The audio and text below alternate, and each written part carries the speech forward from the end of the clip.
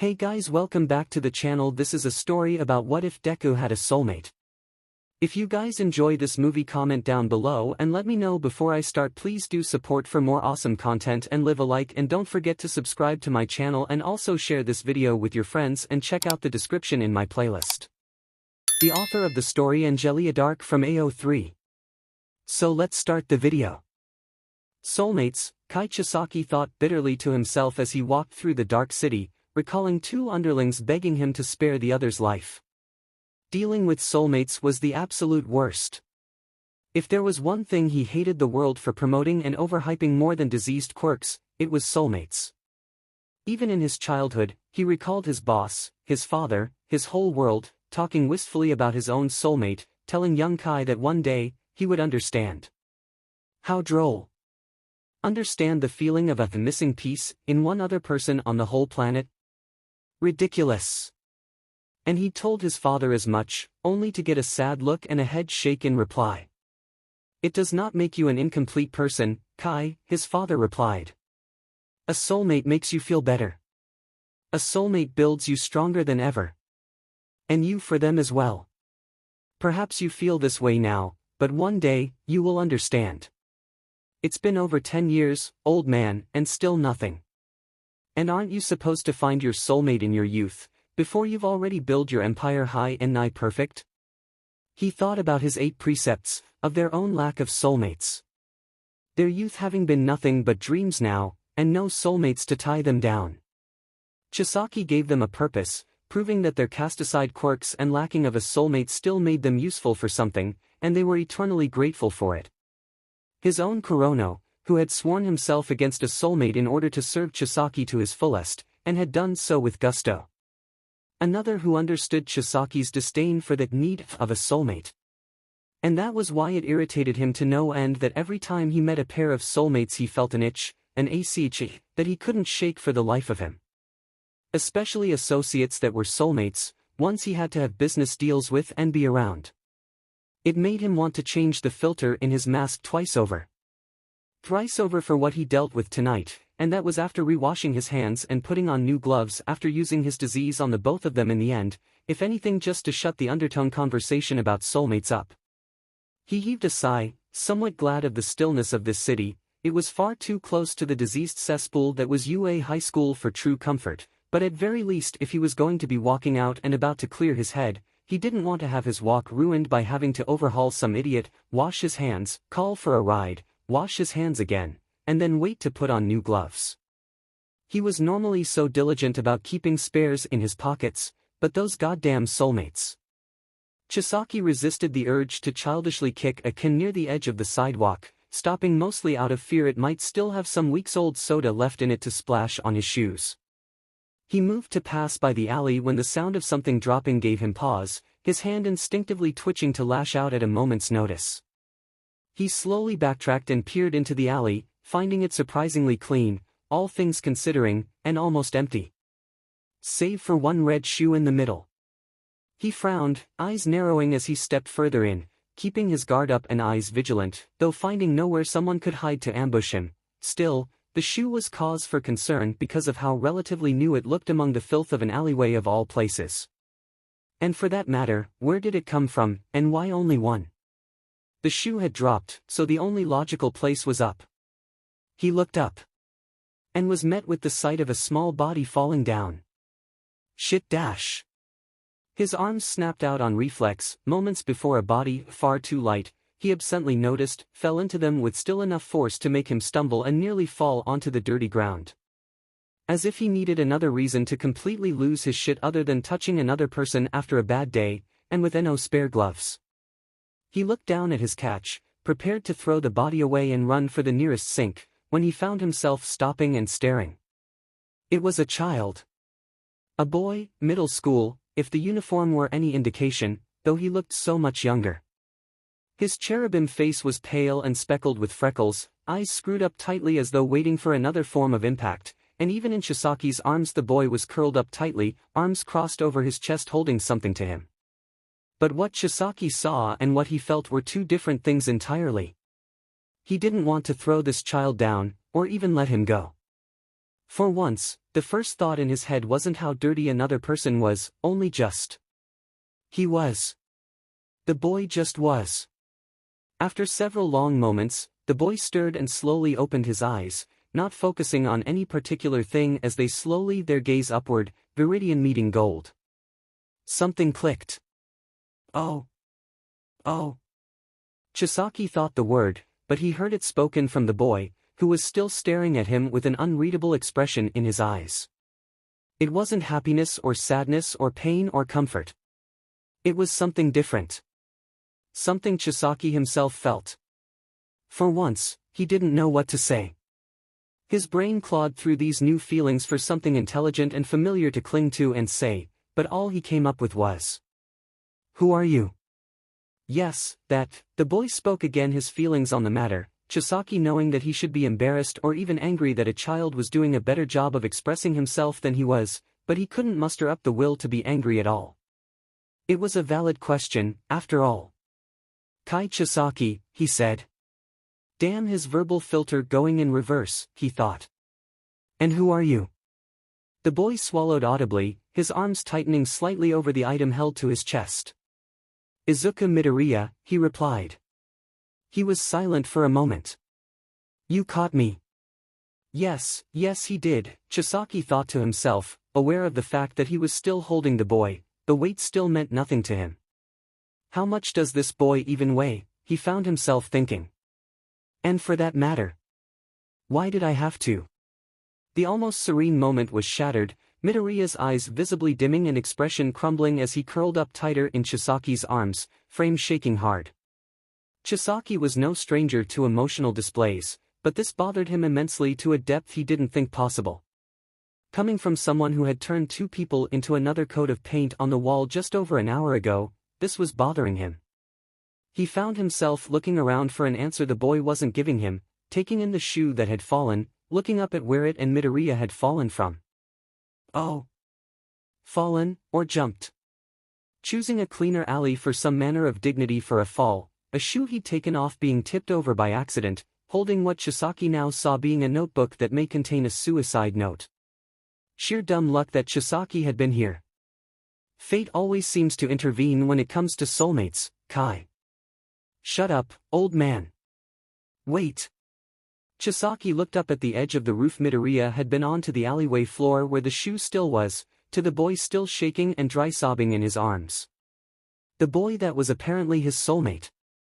He looked heaven way again, mentally giving a string of curses to every god listening that his life was not a goddamn joke and they had best stop playing. For now, first things first. 𝐬𝐧𝐝 carefully shifted the boy, Midoriya, his conscience reminded, to be held against him. In one arm as his free hand fished in his pockets for his cell phone, pressing the speed dial for Kurono. "Yes, boss." "Send the car to my location," he ordered. "And have water and tissues on hand." "Kai? Don't ask questions, just do it." "Yes sir." Click. 𝐬𝐧𝐝 pocketed his phone again before holding on to Midoriya with both arms again, leaning back into the shadows as he waited for his ride. It would do no good for anyone else to come by and ruin anything with assumptions of the worst sort. It only took 10 minutes for the car to ease by, Kurono opening the door for 𝐬𝐧𝐝 with wide, questioning eyes at the sight of his misophobic boss holding a child close to him. Albeit gloves were still on, but 𝐬𝐧𝐝 wasn't even trying not to touch. Still, Kurono knew better than to say anything without prompting, and kept his mouth shut as he pushed over the box containing unopened tissues and water bottles. 𝐬𝐧𝐝 wordlessly took a box of tissues and opened it, turning the child's head, a boy, Kurono now saw, to dry his face before taking off his own gloves, sanitizing his hands thoroughly, and applying a fresh pair. And then he finally relaxed against the seat, looking emotionally exhausted. Contrariwise, Kurono was almost vibrating from the need to have so many questions answered. He dutifully kept his eyes forward and forced his fidgeting hands still until 𝐬𝐧𝐝 was ready to say something. 𝐬𝐧𝐝 said nothing and gave no driving instructions, indicating for them to just drive aimlessly until his say-so, keeping his eyes on the boy's form, watching him slowly settle down with the same emotionally exhausted look on his pale freckled face. 𝐬𝐧𝐝 gave them both a moment to simmer down before speaking again. Do you want to go home? He asked, being vague to get an idea of how or why Midoriya jumped and what he could possibly do to remedy the situation to the best of his ability save for straight-up kidnapping. Midoriya swallowed hard, his eyes glimmering wetly. What do I tell Mom? He asked, his tone far away as though speaking to himself. How do I tell Mom? She'll be so sad. Chisaki had another tissue quickly at the ready for more crying, letting Midoriya cry it out again as he thought to himself. Home wasn't the issue then. Midoriya was clearly thinking his mother would be sad about what happened. He took another critical look at the boy, taking note of the school uniform Midoriya was still wearing despite the lateness of the night. School, then? Chisaki had heard plenty of horror stories concerning public school, and even recalled a grade or two before his adoption. Horrific cesspool of disgusting people, and from how apparently sensitive Midoriya was, it might be a nightmare to someone like him. You don't have to tell her if you don't want to, he said quietly. Midoriya shook his head. She'll know. She always knows. He sniffled and Chisaki got him another tissue. I'm sorry. For what? Chisaki asked, the apology being incredibly loaded from the boy's tone. It almost sounded like Midoriya was apologizing for obstructing Chisaki's life with his very existence. Everything. Chisaki never really thought of overhauling a whole city before, but the frankness and sincerity of everything tore at him like a monster. Even Kurono could feel his ire, the second-in-command subtly leaning away closer to the door. He scowled under his dust mask, his arms unconsciously tightening over the boy in his lap. I won't accept your apology until I know what you're apologizing for, he replied just as frankly. Because everything isn't an answer. Especially to me. Midoriya looked torn between confusion and resignation, his arms slowly uncurling from their death hold on the notebook to his chest, looking down at it almost lifelessly before wordlessly holding it out. Chisaki took it gingerly. The notebook looked as though it had been thrown in dirt while damp at some point and opened it, quietly perusing the contents. Hero Analysis for the Future, Number 9. Pages filled to the absolute brim of sketches and observations, handwriting being squished to the side beyond margins when needed of heroes both popular and obscure. Page after page, not a single blank space until the last few pages in the back. Still, this level of observation, attention to detail, it was admittedly incredible. Chisaki held no love of heroes, seeing them akin to the rats that first brought the plague of quirks to humanity in the first place. It was obvious that the boy was utterly obsessed with them to the point of worship, some points in here having two separate lines of handwriting as though a year or two had passed between different observations. And this was a 9th notebook. The boy had 8 more, no doubt just as full. So, you want to be a hero? Chisaki said, his voice as level as he could make it. He fought down the bigger disappointment that his apparent soulmate was aiming to be another plague-carrying rat in this diseased society. Midoriya slowly nodded, but his eyes held no conviction. I wanted to, he said. But I can't. Chisaki's jaw twitched under his mask. They don't find your quirk to be of substantial use? He asked, only barely managing to keep the sarcasm out of his voice. All sarcasm and bitterness vanished at the third crumbling of Midoriya's expression. He was glad he asked for water, all of this crying could not be good for the boy. I don't have one. Were Chisaki driving, he would have slammed on the brakes. He felt static in his throat, staring down at Midoriya with wide eyes. What did you say? He breathed, feeling as though air had been stolen right out of his lungs. Midoriya didn't seem to notice, wiping his eyes with his fists. I don't have one, the boy whimpered. I'm quirkless. A useless, worthless quirkless Deku. His self-flagellation was cut off as the breath was squeezed out of him, suddenly aware that he was being hugged tightly with a level of smothering that rivaled even his mother's hugs. He had to remember to breathe, confusion eating at him as to why this man, someone he'd never met before but made Midoriya feel whole, was hugging him in comfort. Chisaki stared at the window separating the driver from the back seats, a maelstrom of rage and glorifying joy whirling in his soul. His soulmate was quirkless. Quirkless. Free from disease and pure. And he was being called worthless for it. FCK leveling the city, he would overhaul the entire planet. How anyone in this disgusting world could call something so perfect worthless only shows how ridden with disease everything is, he said, his voice at a level of calm that 𝐸𝐸 recognized as DEFCON 2, fast pace and take cover. It took everything the man had not to jump out of the moving vehicle. This world is sick, 𝐬𝐸 murmured to himself, quietly petting Midoriya's soft hair with no regard for health or protection at all.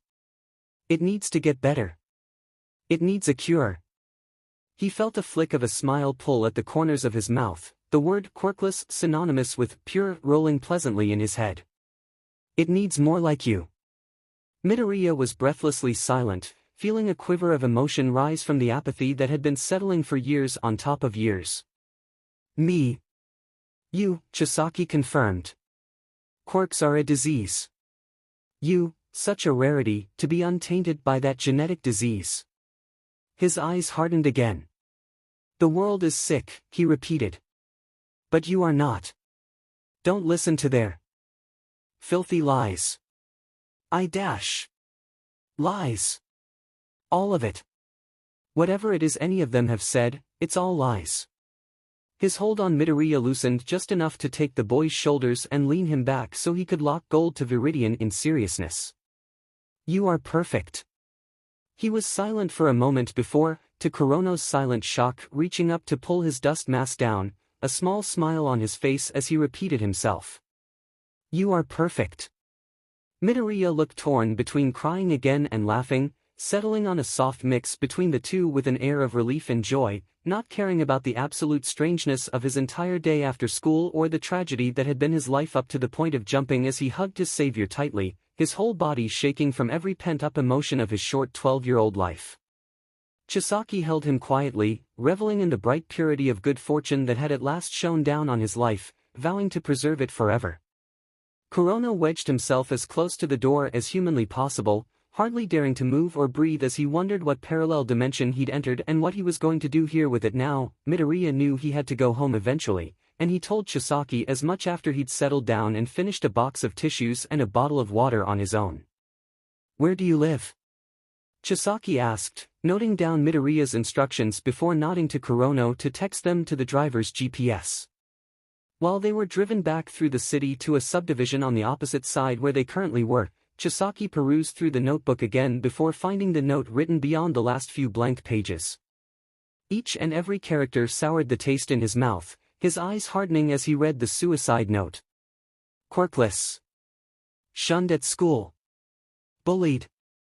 Belittled. Told to his face he was worthless. Apologized to his mother for being born and making his father leave from shame. Wished someone named 𝐀𝐦 only the best for being a hero. The last part put a lump of sickness in 𝐬𝐸's gut. And to my soulmate, if I even have one, I pray you find someone better than a quirkless defect. You deserved so much better. 𝐬𝐸 looked down at Midoriya, who was dozing lightly from the mental and emotional exhaustion, and wondered how a child of 12 could have even experienced this much pain, piled bit by bit until it accrued to attempted suicide in an alleyway clear across the city. By the gods, he was Yakuza in the truest sense, and had earlier killed 2 people for the day, but that was business. This was cruelty. You deserved so much better. If 𝐬𝐸 hadn't been there, he never would have known the wondrous completeness that he was now aware of, holding his soulmate quietly in his lap. His quirkless, pure soulmate. A completeness, is what his boss told him. A missing piece that clicked. If 𝐬𝐸 ever wanted a soulmate, he would want them to be quirkless. And Midoriya, he needed a soulmate that would love his quirklessness. God damn it, old man, 𝐬𝐸 thought. He was right. Again. He was never going to live this down. He finally remembered that 𝐸𝐸 was in the back seat with them, turning to look at his second-in-command who was dutifully silent. You can ask, 𝐸𝐸, he premised quietly. 𝐸𝐸 visibly relaxed, daring a glance at the boy. Who is he asked. 𝐬𝐸 quietly contemplated the boy. His name is Izuku Midoriya, he replied. I caught him jumping off of a building. Even more questions. How and why? 𝐬𝐸's jaw flexed with the grinding of his teeth. Attempted suicide, he said stiffly. For being quirkless. Kurono sat back quietly. Of course, he knew how Chisaki revered the quirkless, and he had no opinion one way or the other of them. But that still didn't really explain why Chisaki would be holding the child like a literal lifeline. Wait. Is he? Yes. Oh. Yes, that is what he said as well. Silence. What will you do now? Chisaki glanced out the window at the urban buildings fading into a more suburban area. Right now, I am taking him home to his mother. We will be staying in 𝐬𝐻𝐸 for a while longer while I sort this out. Kurono wrung his hands loosely, weighing his words. You will speak to her about this? He tread carefully. Yes. That was all there needed to be said.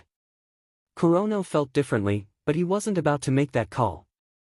The car stopped in front of an apartment complex in a modest but nice neighborhood, prompting Chisaki to lightly nudge his dozing soulmate. We're here, he said quietly. Midoriya sat up, rubbing his eyes as he looked out the window, visible nervousness clawing through his emotions. Do you want me to come inside with you? Chisaki asked. Midoriya nodded a little. Mom will be worried and wondering why I'm out so late, he replied. I don't want to lie, but... Understandable, Chisaki said, pocketing a few more pairs of gloves and putting his mask back into place. Yes, this was his soulmate's mother, but he was certain that she did not have the same quirklessness that put him at ease. Still, he wasn't going to sacrifice his own health in lieu of not seeming rude. He helped Midoriya out of the car, aware for perhaps the first time that the boy's shoes had been left back in the city. Another thing for the boy to explain, unfortunately. Chisaki made a mental note to get the boy's shoe size for later as he followed Midoriya up some stairs to the 4th floor, a plaque embossed with Midoriya on the wall next to the door. Chisaki was aware that Midoriya wasn't making a move to knock or enter, holding his notebook tightly and mumbling under his breath in a near panic.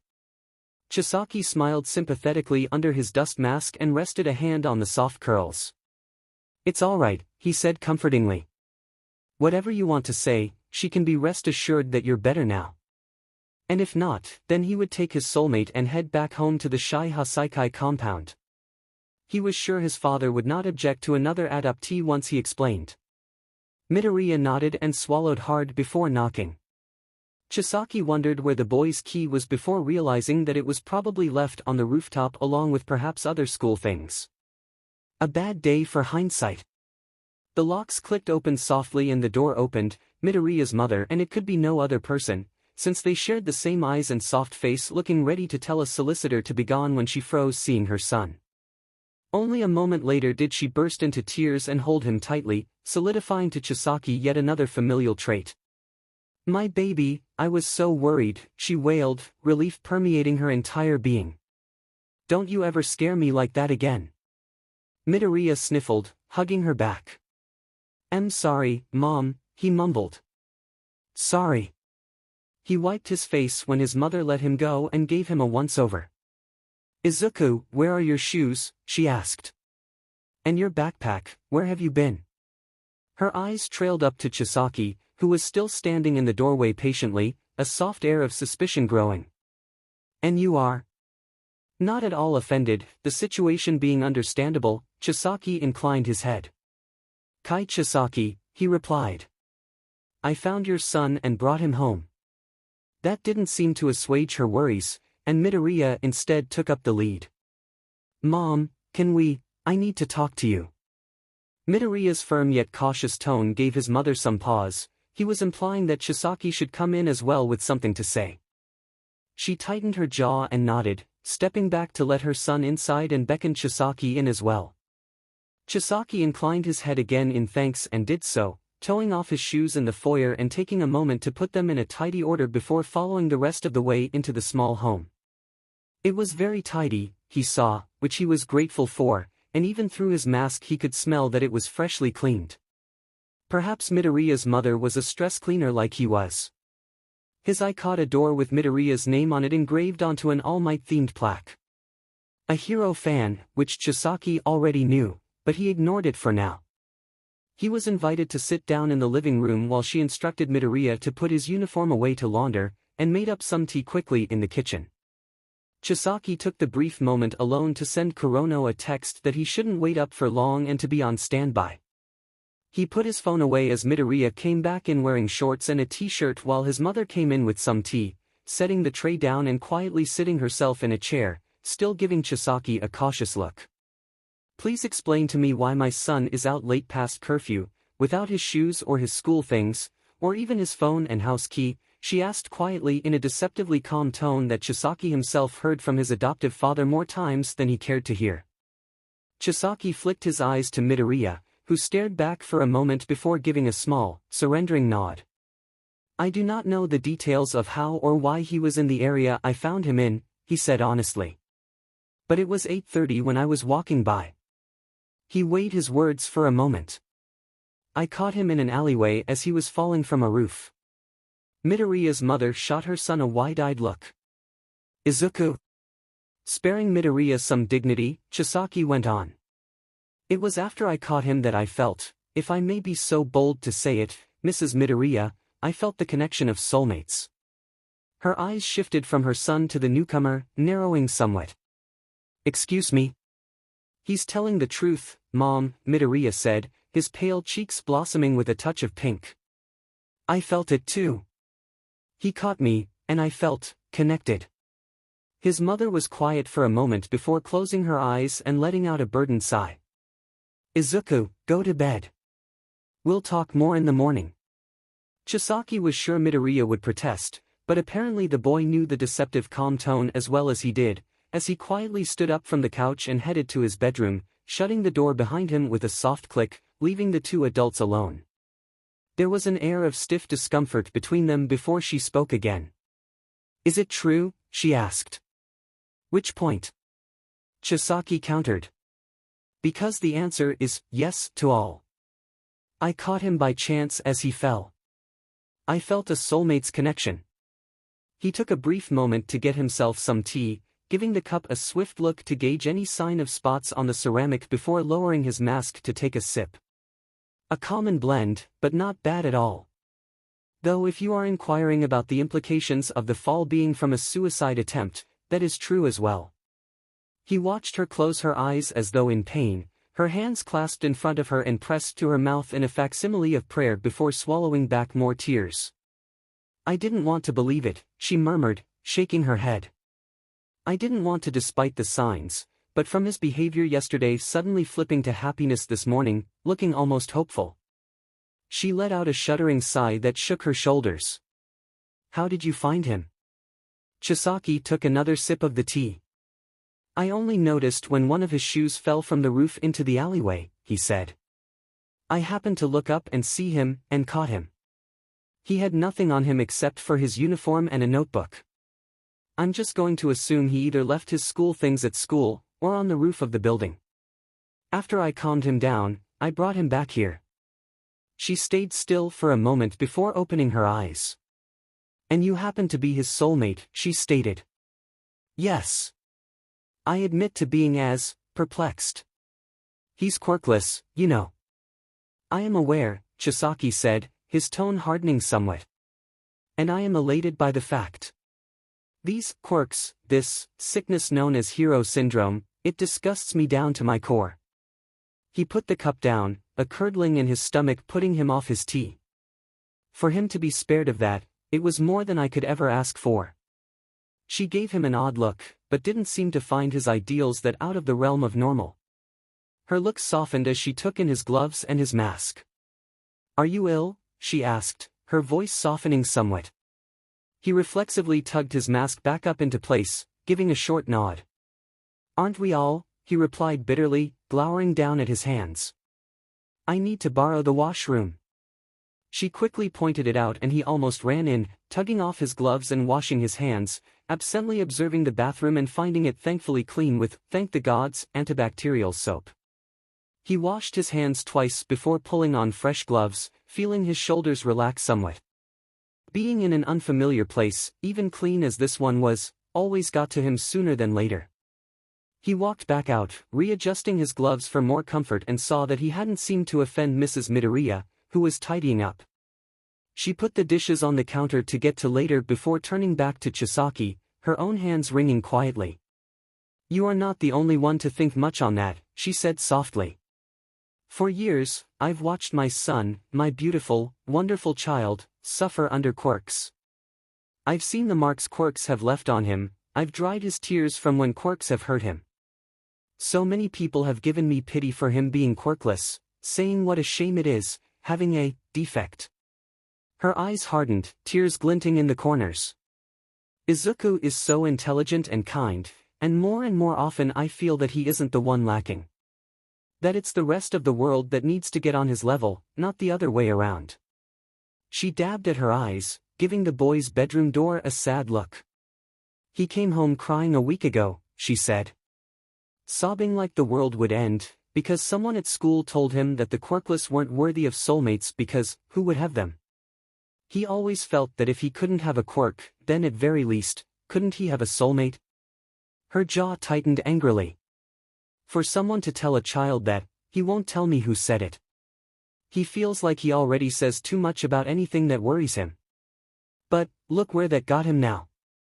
𝐬𝐧𝐭 looked at the door as well, feeling a swell of anger toward anyone at that school who would dare lay a hand or say a foul word against his pure, precious soulmate. "I see," he said softly. His hands flexed for a moment, the tingling urge to use them almost overwhelming. "Their actions and words were completely wrong. And I will spend the rest of my life proving that to him." He reached into his pocket, taking out a thin metal card holder to open and take out a card, handing it over to her. "I am in town only for the interim for now," he said. "But I will do what I can to accommodate for Izuku. Until then, please do not hesitate to call me." The card only had his name and phone number, which were more than enough for the very small handful of people he chose to give it to. Those in the business would recognize his name, but back here to the general populace in this city, not so much. She took it and nodded before quickly fetching her purse and taking out one of her own, giving it out. 𝐴𝐻𝐸 Midoriya, it said, her occupation showing that she was a freelance writer and editor. 𝐬𝐧𝐭 felt the corners of his mouth twitch, that would explain Midoriya's attention to detail in his notebooks. He pocketed the card, giving her a short bow. "May I say goodbye?" he asked. 𝐴𝐻𝐸 nodded, walking to her son's bedroom door and opening it for him. He stepped in, feeling his eye twitch at the sheer amount of 𝐷 𝐷 merchandise but choosing instead to focus on his soulmate, who was curled up tightly in bed, hugging a pillow to him. He supposed Midoriya had to be exhausted after today. He quietly stepped in, taking care not to touch anything until he reached out and rested his hand on his soulmate's head. He most definitely would not be staying away for long. He stepped out of the room and let 𝐴𝐻𝐸 shut the door before turning to leave.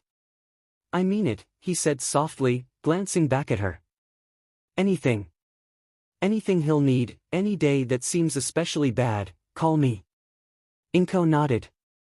"I will," she promised. "But before you leave to wherever you need to go, I ask that you please see Izuku again." She glanced at the boy's door. "Let him know that you're not leaving him." 𝐬𝐧𝐭 nodded again, tugging his shoes back on before leaving the house and sighing. He saw that his ride was still waiting, and walked down to get in. "We're going to be staying for a few more days," he stated, gesturing for the driver to go. Kurono nodded. "Yes, sir," he replied. "Should I make reservations somewhere?" "Yes. Traveling home right now would be too much of a hassle and a waste of time. Just pick somewhere with good repute." Kurono began searching through the hotels, finding a traditional one with plenty of privacy and making a quick reservation. "What will you tell the boss?" he ventured. 𝐬𝐧𝐭 stared out the window quietly. "The truth," he said honestly. "Although I dread the inevitable 'I told you so' from him. Don't we all?" The hotel was fit to 𝐬𝐧𝐭's bare minimum standards, though the man did have it cleaned again before he managed to catch some sleep. He was still awake right at dawn to have Kurono assist him in going back to that alleyway to find Midoriya's missing items. Indeed, he did find the boy's other shoe and a backpack on top of the roof, taking it back to the hotel to go through it quietly. School notes in detailed disarray, returned assignments graded to well above average, nothing 𝐬𝐧𝐭 found surprising. Further in, however, he saw schoolbooks that were torn, dirty, and even burnt in some places, and the same rang true with a gym uniform, indicating that even on school grounds his soulmate was not safe. This would not do. 𝐬𝐧𝐝 spent the rest of the day shopping around, discarding of the shoes back from the alley and instead buying new ones in the size indicated. He found a book and stationery store, buying up a proper journal and a nice pen set, as well as another backpack to put everything in. Less than 24 hours and he was already smitten enough to buy gifts, he thought to himself. They were practical, however, and much needed, deserved, even, after that entire ordeal. That wasn't to say he didn't have an alternate use. Over the day, he'd phoned in Mimic to come to 𝐬𝐻𝐻, citing he had an important mission for him. You want me to possess a kid's backpack? 𝐬𝐧𝐝 resisted the urge to roll his eyes. Yes, he replied. But you're oversimplifying this, 𝐸𝐸. His eyes went almost cold. It is just for one day, and it's important that unless the boy is in dire straits, you remain silent and undetected. I want a clear, unbiased look into his life so that I may know what to do next. Mimic rubbed his temple. He'd been on plenty of recon missions before using his quirk, but something like this was just unprecedented. Insulting to his skill level, even. Can I ask why? He inquired. You may when it's over, 𝐬𝐧𝐝 replied, picking up his phone. But I will say, if you see his life in danger, I want you to eradicate that danger to the absolute best of your ability. His eyes flicked sharply to the other man. And make sure they don't find the body. That was more like it. 𝐬𝐧𝐝 checked his watch as he waited for the Midoriyas to arrive in for lunch. 𝐴𝐻𝐻 had been surprised when 𝐬𝐧𝐝 phoned in wishing for them to come to an affluent district for them to have lunch with him, though he could also hear his soulmate's excited exclamations in the background, inciting a smile from him. He was dressed in his usual attire minus his coat, being casual navy slacks, a button-up shirt, and a tie plus one of his dust masks and gloves. He didn't look too out of place, since allergy season was upon everyone, but he was still easy to spot for 𝐴𝐻𝐻 and 𝐬𝐻𝐻. It was easy to spot them as well. Average-looking as the Midoriyas were, 𝐬𝐻𝐻 Midoriya's bright viridian eyes and smile lit up the day, the boy waving excitedly once he saw his soulmate. 𝐴𝐻𝐻 was wearing a nice blouse and skirt while 𝐬𝐻𝐻 wore an outfit similar to 𝐬𝐧𝐝's, though with a messily done tie. Almost endearing, but not enough to make 𝐬𝐧𝐝 twitch a little. It was put aside when 𝐬𝐻𝐻 rushed up to hug him tightly. For once, 𝐬𝐧𝐝 was glad for this human contact, and didn't feel the need to shy away from it. He put a hand on 𝐬𝐻𝐻's soft hair, which looked even fluffier since it was freshly washed, and smiled under his mask. Hello again, 𝐬𝐻𝐻 Midoriya. Midoriya raised his head, eyes glimmering like emeralds with joy on his face, a complete turnaround from the despair 𝐬𝐧𝐝 had seen from their first meeting. Yes, 𝐬𝐧𝐝 very much rather preferred this. Hi again, Kai 𝐬𝐧𝐝. 𝐬𝐻𝐻, don't strangle the poor man, 𝐴𝐻𝐻 half-heartedly chastised, giving 𝐬𝐧𝐝 an apologetic look. He understood it to be one of her knowing some depth of his misophobia, and only nodded back as 𝐬𝐻𝐻 let go of him and gave a bow of apology. Thank you for having us today. Not at all, he replied with a deft wave of his hand. Come inside, I've already got a table for us. The table was set up in the back corner of the restaurant, with the two nearest tables occupied by Kurono, mask and jacket off to wear casual clothing, and 𝐸𝐸 the same way, the man already busy with his own pot of coffee and paperwork to get through.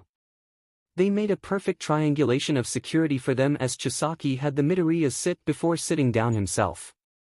How have you been? He asked Midoriya, who gave him a shyer smile. I've been okay, the boy replied quietly. Mom and I talked through some stuff, and I took the past couple of days off of school. 𝐬𝐧𝐝 nodded. Good, he said, then reached down beneath the table to fetch his gifts for Midoriya. These are for you. He sat back as Midoriya's eyes shone brighter, taking his gifts out of the shopping bags and looking at them as though they were precious jewels, seeming especially happy over the journal and pen set. Do you like them? Midoriya nodded. I love them, he breathed, hugging the backpack to his chest. Thank you. 𝐴𝐻𝐻 smiled, her eyes a bit wet. And thank you for the shoes, He only has his formal shoes to wear for now until we could get around to buying new ones. And he loathes clothes shopping. Midoriya muttered, his cheeks pinkening. Chisaki smiled under his mask. Understandable. It is boring and tedious. It's why I prefer to simply wear the same style every day. It saves time. He didn't mention that he simply recorded his measurements and sent them to a tailor because he'd be goddamned before he let someone take his measurements for him. The three delved into small chat as they ordered lunch, noting happily that despite the boy's exuberance, he was well-mannered with eating.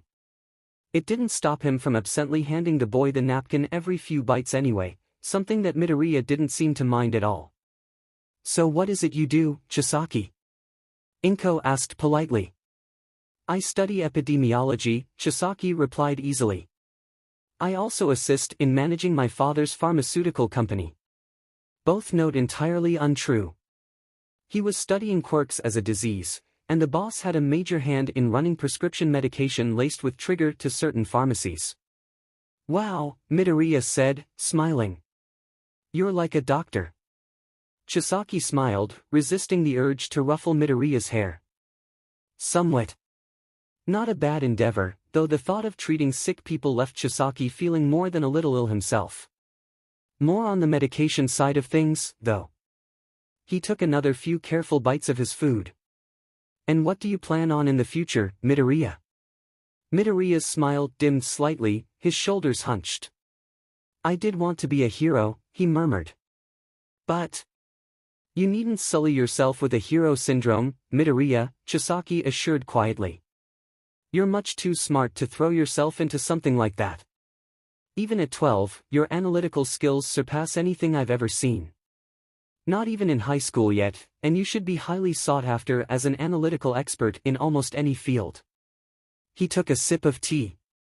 Any dunce with muscles can be a hero, but what good is any of that without an ounce of common sense, or intelligence above double digits? You're better than that. Midoriya looked stunned at the proclamation, a spark reappearing in his eyes. Am I? Undoubtedly. Could I work for you then, when I get older? Chisaki almost choked on another sip of tea, and he definitely heard Irinaka spit out his coffee. He schooled his features smooth and gave Midoriya a soft look. If and when you still wish to in the future, he said carefully, I would be pleased to have you. There, he was both accepting and gave Midoriya an out if need be. As much as he would adore having his soulmate in the 𝐲𝐻 𝐍𝐭 with him, he knew all too well how easily the sensitive soul could break in his organization. Midoriya was pleased enough with the answer and finished his lunch happily while Inko continued to press lightly for more information, which he gave with some minor but still truthful abridged details. He was 19, homeschooled most of his life, traveled a bit for his work. Yes, he was misophobic, but no, Midoriya's hugs did not bother him. Do you have a quirk? Midoriya piped up in the conversation. Chisaki nodded, his hand clenching slightly. I do. I can't say I like or even wish for it. Midoriya's smile twitched a little. It's okay if you don't want to say, he said sympathetically. Not everyone likes their quirks. Chisaki knew the boy's interest would not be so easily deterred, and conceded a bit. I can show you sometime later, he replied. Preferably on something sterile and that doesn't make a mess. Satisfied, Midoriya nodded and finished up his lunch and tea, the afternoon winding down as Chisaki paid the bill and headed out with them. I'll be leaving for home tonight, Chisaki said. But you have my number if you need me. I'll come back as soon as I am able to, and we can discuss things then. Midoriya nodded, though he was already tearing up at the thought of being separated from his soulmate for any extended amount of time. Okay, he said, hugging his new backpack to his chest. I'll miss you. Chisaki smiled, leaning down and pressing his mask-covered face to Midoriya's head. I know, he said. And I'll miss you too. But it's not forever, alright? He gave Midoriya's head another pat, exchanging a nod with Inko before he watched them leave. Behind him, Kurono and Irinaka stepped out of the restaurant to await orders. Tonight, mimic his backpack, Chisaki said softly. Kurono, tomorrow you watch from the outside. try to see inside as well. Take note of everything you see and report back to me. His subordinates nodded and dispersed to their other errands before they had to get to their mission of tomorrow. As for 𝐀𝐦, he had an overdue meeting with the boss and an "I told you so" to prepare for. 𝐀𝐦 was certain his adopted father knew what was up the moment he trudged inside looking like a petulant child. Still, to the man's credit, he greeted 𝐀𝐦 as though nothing at all was wrong and invited him to sit down for some tea. "You spent quite some time in 𝐬𝐻, the man remarked. "I was almost afraid you had run into a problem." 𝐀𝐦 lowered his mask and took off his gloves out of respect, knowing that the man took care to properly prepare and sterilize the cups when drinking with 𝐀𝐦. "Any problems could have been dealt with easily," he replied. "I would not worry you with petty problems."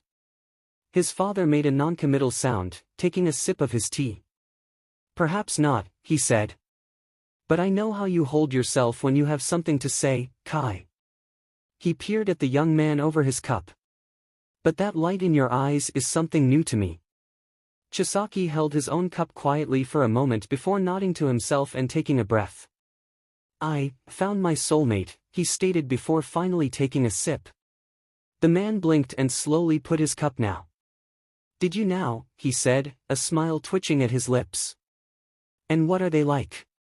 𝐀𝐦 took another sip, attempting to smother down a heat rising in his cheeks. "His name is Izuku Midoriya," he replied quietly. "He is 12 years old, attends middle school, and he is quirkless." "Quirkless, The man contemplated his tea. "And so young. How is it you came to find him, in your work?" "It wasn't work at all," 𝐀𝐦 replied. "I was finished with my work and taking a walk." His jaw tightened, a frown pulling at his mouth. "I caught him as he attempted suicide." "For being quirkless?" The man shook his head. "Suicide so young," he murmured sadly. "The state of this world, he is all right, yes." "Yes, for now." 𝐀𝐦 took another sip of his tea. "I left 𝐷𝐸𝐸 and Kurono with him for the day to keep an eye on him." His eyes turned cold. His school things were all but ruined. "I want to know just how bad it really is before I make a decision for his well-being." "Temper yourself, 𝐻𝐸," his father warned. "He may be your soulmate, but he is still his own person." He paused. "His parents?" "His father is not in the picture," 𝐀𝐦 said. "Left the family for having a quirkless child." "His mother?" He trailed off thoughtfully. "The fact that she so readily accepted me tells me that her child having a soulmate who accepts all of him is more than she had hoped for. I believe she is too used to being the only one to care about him. She is a kind woman, and Midoriya takes much from her in that regard." The boss hummed softly, nodding. "That is good," he said. "Not many are very accepting of their children having same-sex soulmates, or one with a 7-year age difference like yours. But even so, I am happy for you, 𝐻𝐸." His eyes gave a glint of mischief. "Although, I did tell you so." "And there it is," 𝐀𝐦 muttered into his cup, telling himself he wasn't sulking. He indulged his father with the encounters he had with the Midoriyas for the next hour or so until his phone buzzed 3 times in his pocket, silencing him. That particular setting was meant for emergencies that only Kurono could utilize, prompting him to grab his phone and answer it. "Kurono, what dash?" "𝐀𝐦, you need to pull this boy out of this school immediately." 𝐀𝐦 leaped to his feet, seeing the boss give him a worried look. "Why? What happened? Who dash?" "Insert a name, and they've hurt him." Kurono snapped before sounding like he was turning his head to speak to someone. "𝐷𝐸𝐸 has him safe in the car and he's called his mother, but you need to get down here before 𝐷𝐸𝐸 loses his temper and I have to stasis him." "Shit," 𝐀𝐦 swore. "I'm sorry, I have to go dash." "Do what you have to," his father said seriously. "But try to make it clean." 𝐀𝐦 nodded and rushed out, pulling on new gloves and racing for his ride while dialing 𝐸𝐻𝐸's number. It rang twice and she didn't even have a greeting before demanding, "𝐀𝐦, what in the world is going on?" "I'll explain when I get there," 𝐀𝐦 assured. But trust me when I say Izuku couldn't be safer. I am trusting you with him, Kai Chisaki. Do not betray that trust. Click. All the more reason to get himself to Mizudafu as quickly as possible. 6 hours earlier. Joy Iranaka very much wanted to throw in the towel with this particular mission, but orders were orders, and he'd be damned if he was going to deny Chisaki this order. A soulmate. Kai goddamn Chisaki had a soulmate. And it was a 12-year-old quirkless schoolboy. If it were himself, Iranaka would have backed off and waited a few more years to see if the kid was of any use to the Shai Hasaikai before making a move to solidify knowledge of a soulmate bond, but according to Kurono, Chisaki had bonded right away with the kid and swore if anything would happen to him, he'd overhaul everyone in Mizudafu and then himself. Okay, fine, sure, the kid was kind of adorable and his mother was a literal angel, but it was still all the more reason to not let anything get too serious. No. Instead Chisaki was already familiarizing himself with the Midoriyas and buying gifts for his young soulmate, and now making Iranaka mimic himself into the kid's backpack to keep an eye on him. He'd gone from recon work and managing millions of yen to babysitting. Gods, he prayed the rest of the precepts wouldn't hear about this. At least Kurono was joining in with his suffering, being instructed to tail the boy through an outside view. And it was only for one day. He could handle this. Hardest part was sneaking into the apartment to get into the backpack, and even that was simple enough to do. He only waited an hour before Midoriya was up and getting ready for school, leaving Iranaka to gauge a few things. For one, the kid looked too frail and small to be a 12-year-old boy. For another, he could plainly see pale scars he instantly recognized as burn scars, as well as yellow bruises indicating they were easily over a week old. Not a good start to the day. He kept silent and vigilant as the boy finished getting dressed and ate a quick breakfast with his mother, hesitating with the backpack before leaving the apartment. Mom, I mean.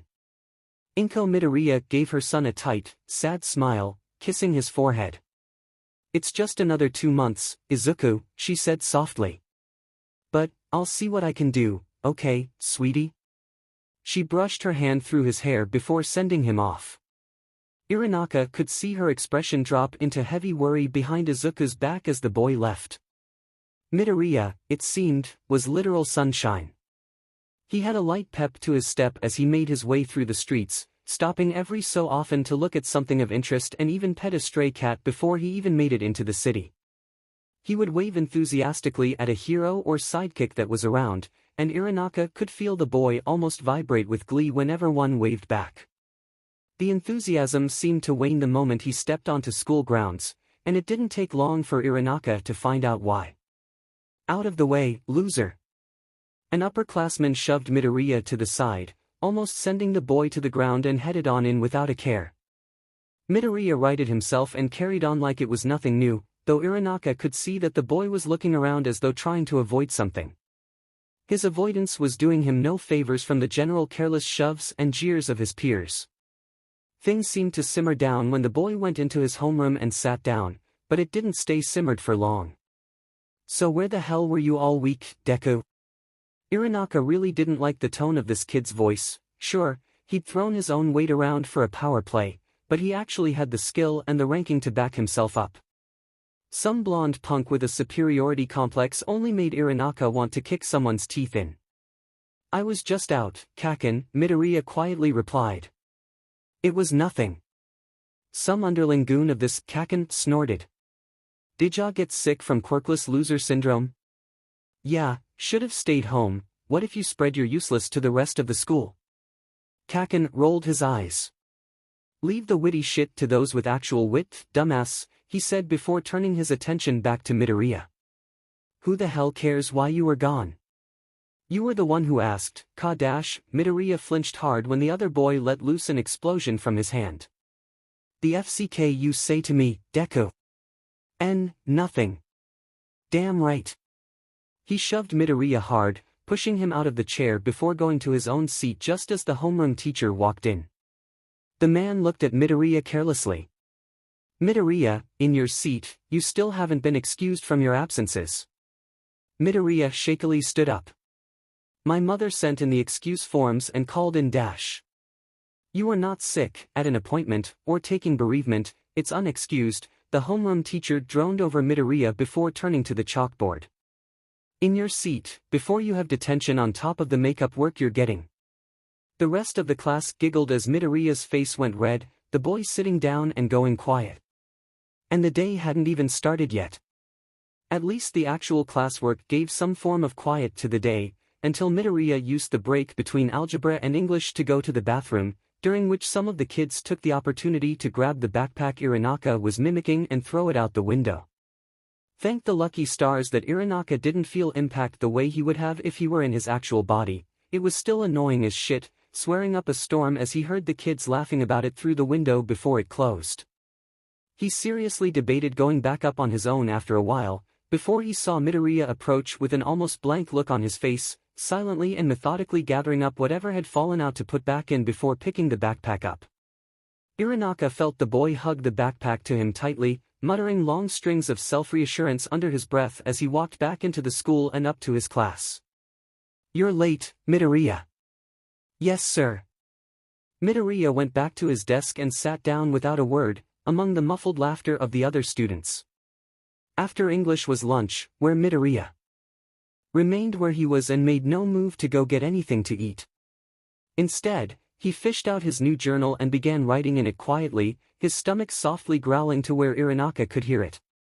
After lunch was history and then gym class, where Irinaka would have to rely on Kurono to take the lead on watching. Kurono was not looking forward to reporting back to Chisaki. He tailed the boy to school, feeling himself smile at how bright and innocent the boy was. And then on school grounds, the hell began. It wasn't just the pushing before going into the building. Kurono was perched in a tree watching through the windows with binoculars, glowering especially at a blonde boy that cowed Midoriya with explosions from his hands and pushed him out of his seat. The teacher came in and didn't seem to care. At some point he saw Midoriya leave during a class change, and some of his classmates grabbed the backpack Irinaka was mimicking to throw it out the window. He almost abandoned his tree post to go fetch it when Midoriya came out and began gathering his things that fell out as though this was a normal occurrence. Kurono expected it was.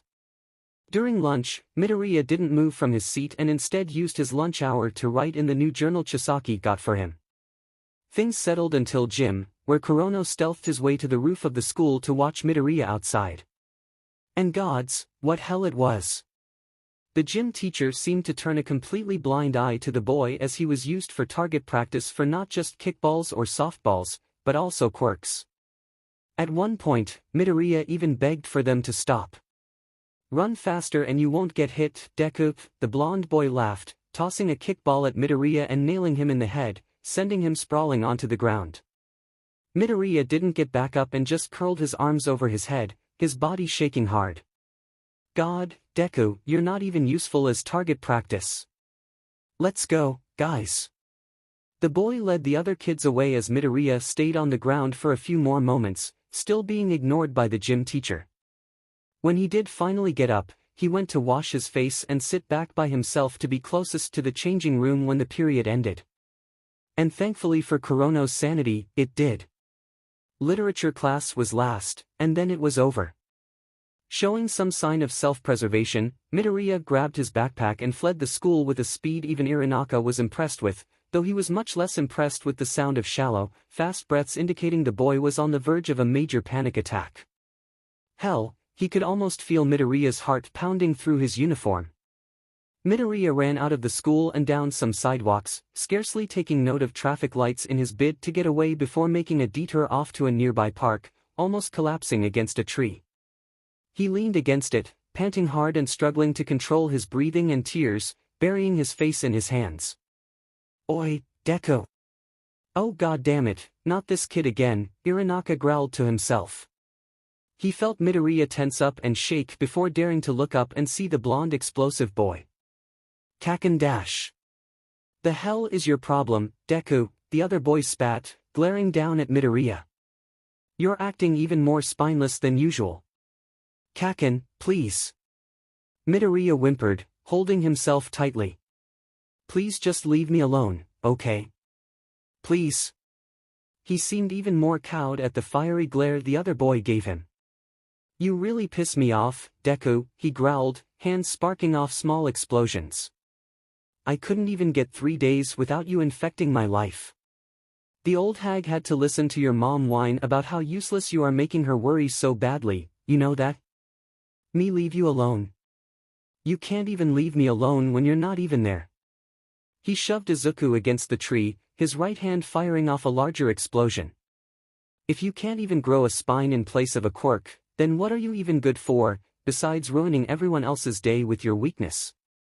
God, you'd even drive your own soulmate to suicide with your bullshit. Shut up. Midoriya shoved back at Bakugo, eyes sparking with anger. Don't you say that, Kaken. Not ever, even as a joke. My soulmate wants me, and likes me just as I am. Bakugo shook off his shock at having been pushed back, growling. You're a f***ing liar dash. No. Chisaki wants me as I am. You're the one who doesn't know what you're talking about, so shut up dash. Midoriya yelped when Bakugo grabbed the front of his uniform and drew his fist back for a hit, throwing his arms up to shield himself. A sudden huge weight change to his backpack almost had him stumbling back, feeling Bakugo's hand be ripped away from him as he opened his eyes and saw a huge tall man suddenly standing between him and Bakugo, a large hand fully enveloping Bakugo's wrist that looked like it could be snapped with one move. Before Midoriya could say anything, he was scooped up by another who held him back in a protective hold. He barely registered the cloaked individual as familiar to the man that was with Chisaki in the car when he first met before he spoke. Mimic, do not kill that boy. Iranaka growled, his anger and presence alone along with the threatening grip on Bakugo's wrist keeping the boy from doing anything stupid. Give me one good reason why I shouldn't, Chrono. I can give you 10 right off the top of my head, but forget him. We have more pressing matters. He held Midoriya tighter. Let's go. Iranaka grumbled before picking up the boy and launching him hard a short distance away into a dumpster, mimicking himself into the backpack again for Kurono to grab and hurry off with. It's alright, we're with Chisaki, Kurono assured, hurrying to a nondescript nearby car and getting in. Do you remember me? Midoriya was looking almost too stunned by everything happening at once to answer, so he just gave a numb nod. Kurono nodded back and tapped Midoriya's backpack to let Iranaka know he could come out. The bigger man did so, keeping a sharp eye out the window as the car drove off. Kurono fished out a burner phone and gave it to Midoriya. Call your mother and tell her you're safe, he said. We'll get to a rendezvous point so we can wait for Chisaki. Midoriya nodded and took the phone, shakily dialing his mother's number and having a short conversation while Kurono called Chisaki for the same reason. After the calls were over, everyone sat back in the car, Midoriya between the two men and holding his backpack, before the boy spoke. Are you guys in the mafia or something? Kurono gave Iranaka a glare. I told you not to, you brute. And Chisaki told me to protect him if he was in danger. He even said to make sure they don't find a body dash. Oh god damn it, Mimic, we're going to die. Things were incredibly awkward in the hotel lounge where Midoriya was waiting with 2 intimidating bodyguards and an even more intimidating mother. Little had been said since Mrs. Midoriya came in, the woman not resting or relaxing for a moment until she hugged her son for 5 minutes straight and then spent another 5 looking over him to make sure he was unharmed. After the fact, Kurono attempted to salvage some of the situation by ordering up some tea for everyone and trying not to be cowed by Mrs. Midoriya's scrutiny.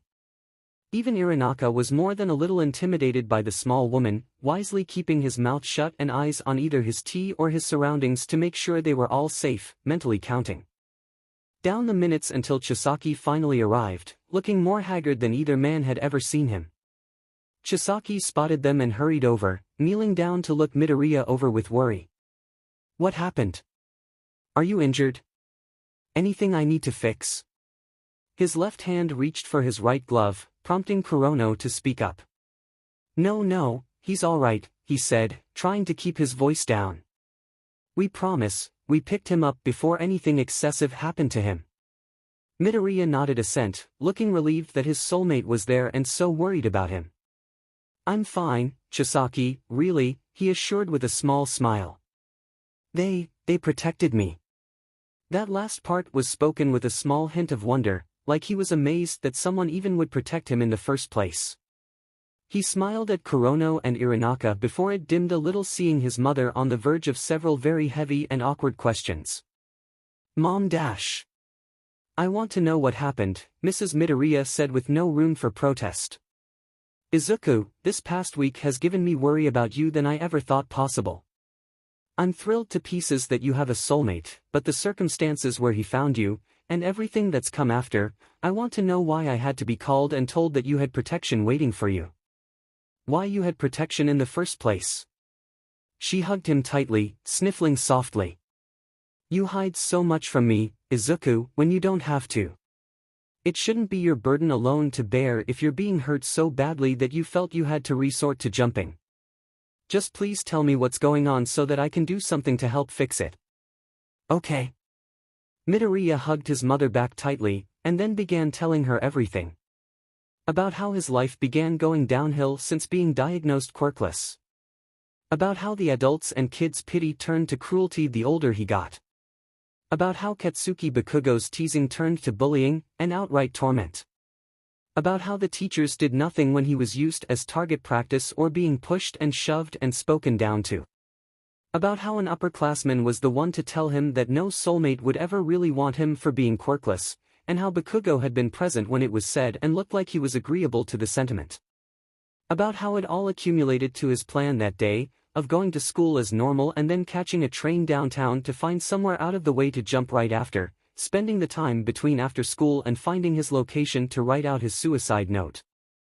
He finished with a recount of his day, of how it had all gone back to his version of normal with his teacher not accepting his absence and letting the kids make fun of him, his things being stolen and discarded, being used as target practice in gym, and through it all Bakugo antagonizing and intimidating him and even about to really hurt him in the park before Irinaka and Kurono intervened. By the end, Mrs. Midoriya looked on a tightrope between furious and horrified. Chisaki had a murderous glint in his eye, and Kurono and Irinaka were debating taking cover before Chisaki reached out and pulled Midoriya to him tightly, the murder fading into a more manageable protectiveness. None of it was true, he hissed, his voice trembling softly. Not a word of it, you hear? Every one of those disgusting disease carriers were wrong. His hand pet at Midoriya's curls, his voice softening. You deserve only the best, Izuku, and I want to give it to you. I will do everything within my power to make sure you're happy and strong, leagues above every last one of them. He leaned back, wiping at Midoriya's tears. Just know that they are wrong, okay? They're wrong. Midoriya nodded, sniffling. I told Kaken he was wrong, he said. That you cared about me. He gave Chisaki a watery smile. He was wrong, and I was right. Chisaki nodded. That's right. He pressed a kiss through his mask to Midoriya's forehead before turning to Mrs. Midoriya, eyes firm and resolute. Believe me when I say I want the absolute best for him, he said, inclining his head. Everything within my power to protect him, and to give him everything he needs to succeed. I can give it all to him, if you will let me. Kurono and Irinaka held their breaths as they watched Mrs. Midoriya silently contemplate over everything, her eyes as calculated as her son's as she did a mental tally sheet over pros, cons, and everything in between. If you were given the only option, she finally said, what would you do? Chisaki sat back in a chair, tapping his finger on his leg in thought. I would have him homeschooled with private tutors, and given proper self-defense classes, he finally said. And do you have the means to accomplish this? She pressed. I do. Mrs. Midoriya nodded slowly, her voice soft. You understand that if this were to happen, I would want any extracurriculars kept to a bare minimum, she said. I won't have him trade one terror in his life for another. She quietly poured herself and her son some tea, seeing two faces of guilt and one of surprise. I noticed their Yakuza tattoos, she said simply, flicking her eyes to the small Shai Hassaikai lotus tattoo on Irinaka's wrist, just peeking out from under his cuff. And the fact that no average person assigns bodyguards to someone. Her eyes locked to Chisaki's in seriousness. Were it not for my son's own circumstances, I would not be as accepting of this. But you have done nothing but save, protect, and bring Izuku happiness since you found him. I would be a fool to take that away from him. Chisaki nodded quietly. I see, he said. You are accepting of my offer, then? I am. For Izuku. Midoriya looked between them, a flush of hope on his face. I don't have to go back, he asked tentatively. Chisaki shook his head, his eyes crinkling softly in indication of a smile. No, he said. I will take care of you, and your mother as well. You don't have to dash. You have been nothing but kind to me, Mrs. Midoriya, Chisaki cut in. And you have put your trust in me to take care of your son and my soulmate. The very least I can do to repay that debt is to offer you legal work with us. We have many positions open that need filling with people we can trust. Mrs. Midoriya looked almost overwhelmed. That's so much to do, she breathed. Where even would we move to? Our compound has more than enough room, and many branches to choose from for civilian living. Everything will be taken care of. Kurono and Irinaka shared a look. They'd rest easier if Midoriya was safe and sound too, but all of this being promised without the say-so of the boss. What an ordeal. Inko Midoriya knew the uproot of their lives would be a big change, but she wasn't quite prepared for everything that was to happen in the next couple of days. Nor was she prepared for how satisfying it was. After everything was settled down, Chisaki bought dinner for all of them in the hotel lounge and properly introduced himself. Kai Chisaki, heir apparent to the highest boss of the Shiha Saikai, and the second most powerful and influential member alone. His two subordinates were Hari Kurono, his right-hand man and assistant, and Joy Irinaka, Shiha Saikai's manager and covert specialist, and as of earlier that day, Midoriya's bodyguard. After the fact, it was getting late, so Chisaki got a hotel room so his soulmate could get some rest after the exhausting day while he gave his father a call and Mrs. Midoriya could begin the process of uprooting to a new life. She didn't try to listen in, but Chisaki made no effort to hide his conversation with the Yakuza boss, stating that circumstances had changed, and that he would be moving his soulmate and his mother to their district.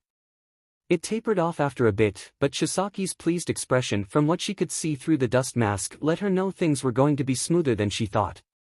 The weekend really finalized things, and Inko Midoriya severed off her current client list, citing a move, aided the appearance of several new people with a truck in loading up their belongings. All weekend long, she remained absolutely silent to the school and to the Bakugos concerning what was going on. She, Mitsuki and Masaru had been friends for the longest time, but the issue between their sons had never really been spoken about, from a combination of not knowing how deep the problem really went and their conflicting busy schedules to not have time to talk and fill in the pieces themselves.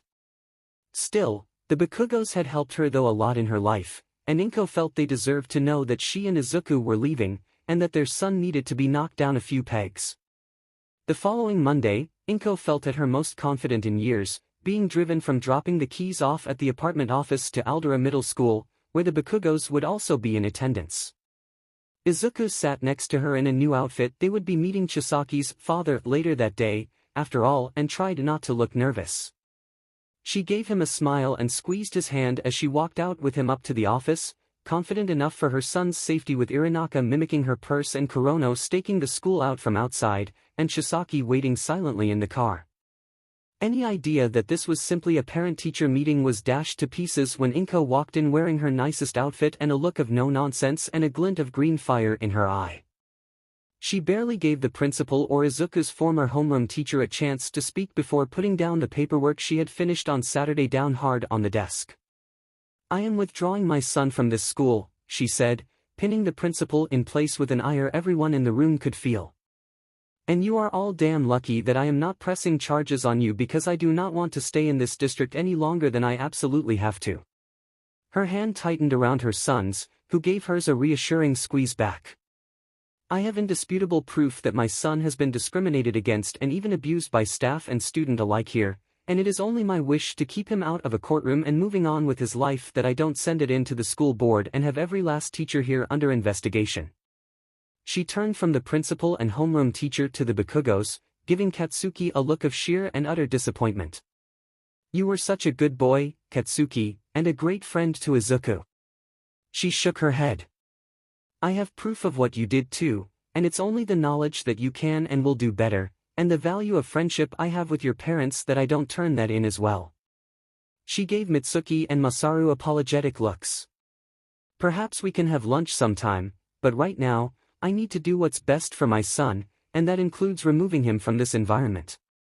Her jaw twitched before she decided to be petty for once and twist the knife just a little toward the guilty parties.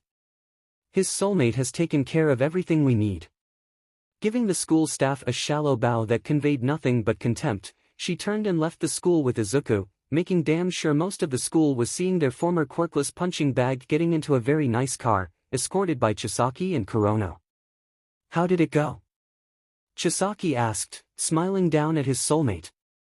I think Principal Yuamoto had a conniption, Midoriya replied, inciting a soft snort from his mother before she smothered down more uncouth behavior, petting his head and passing her purse up to the front seat for Irinaka to reform and stretch out.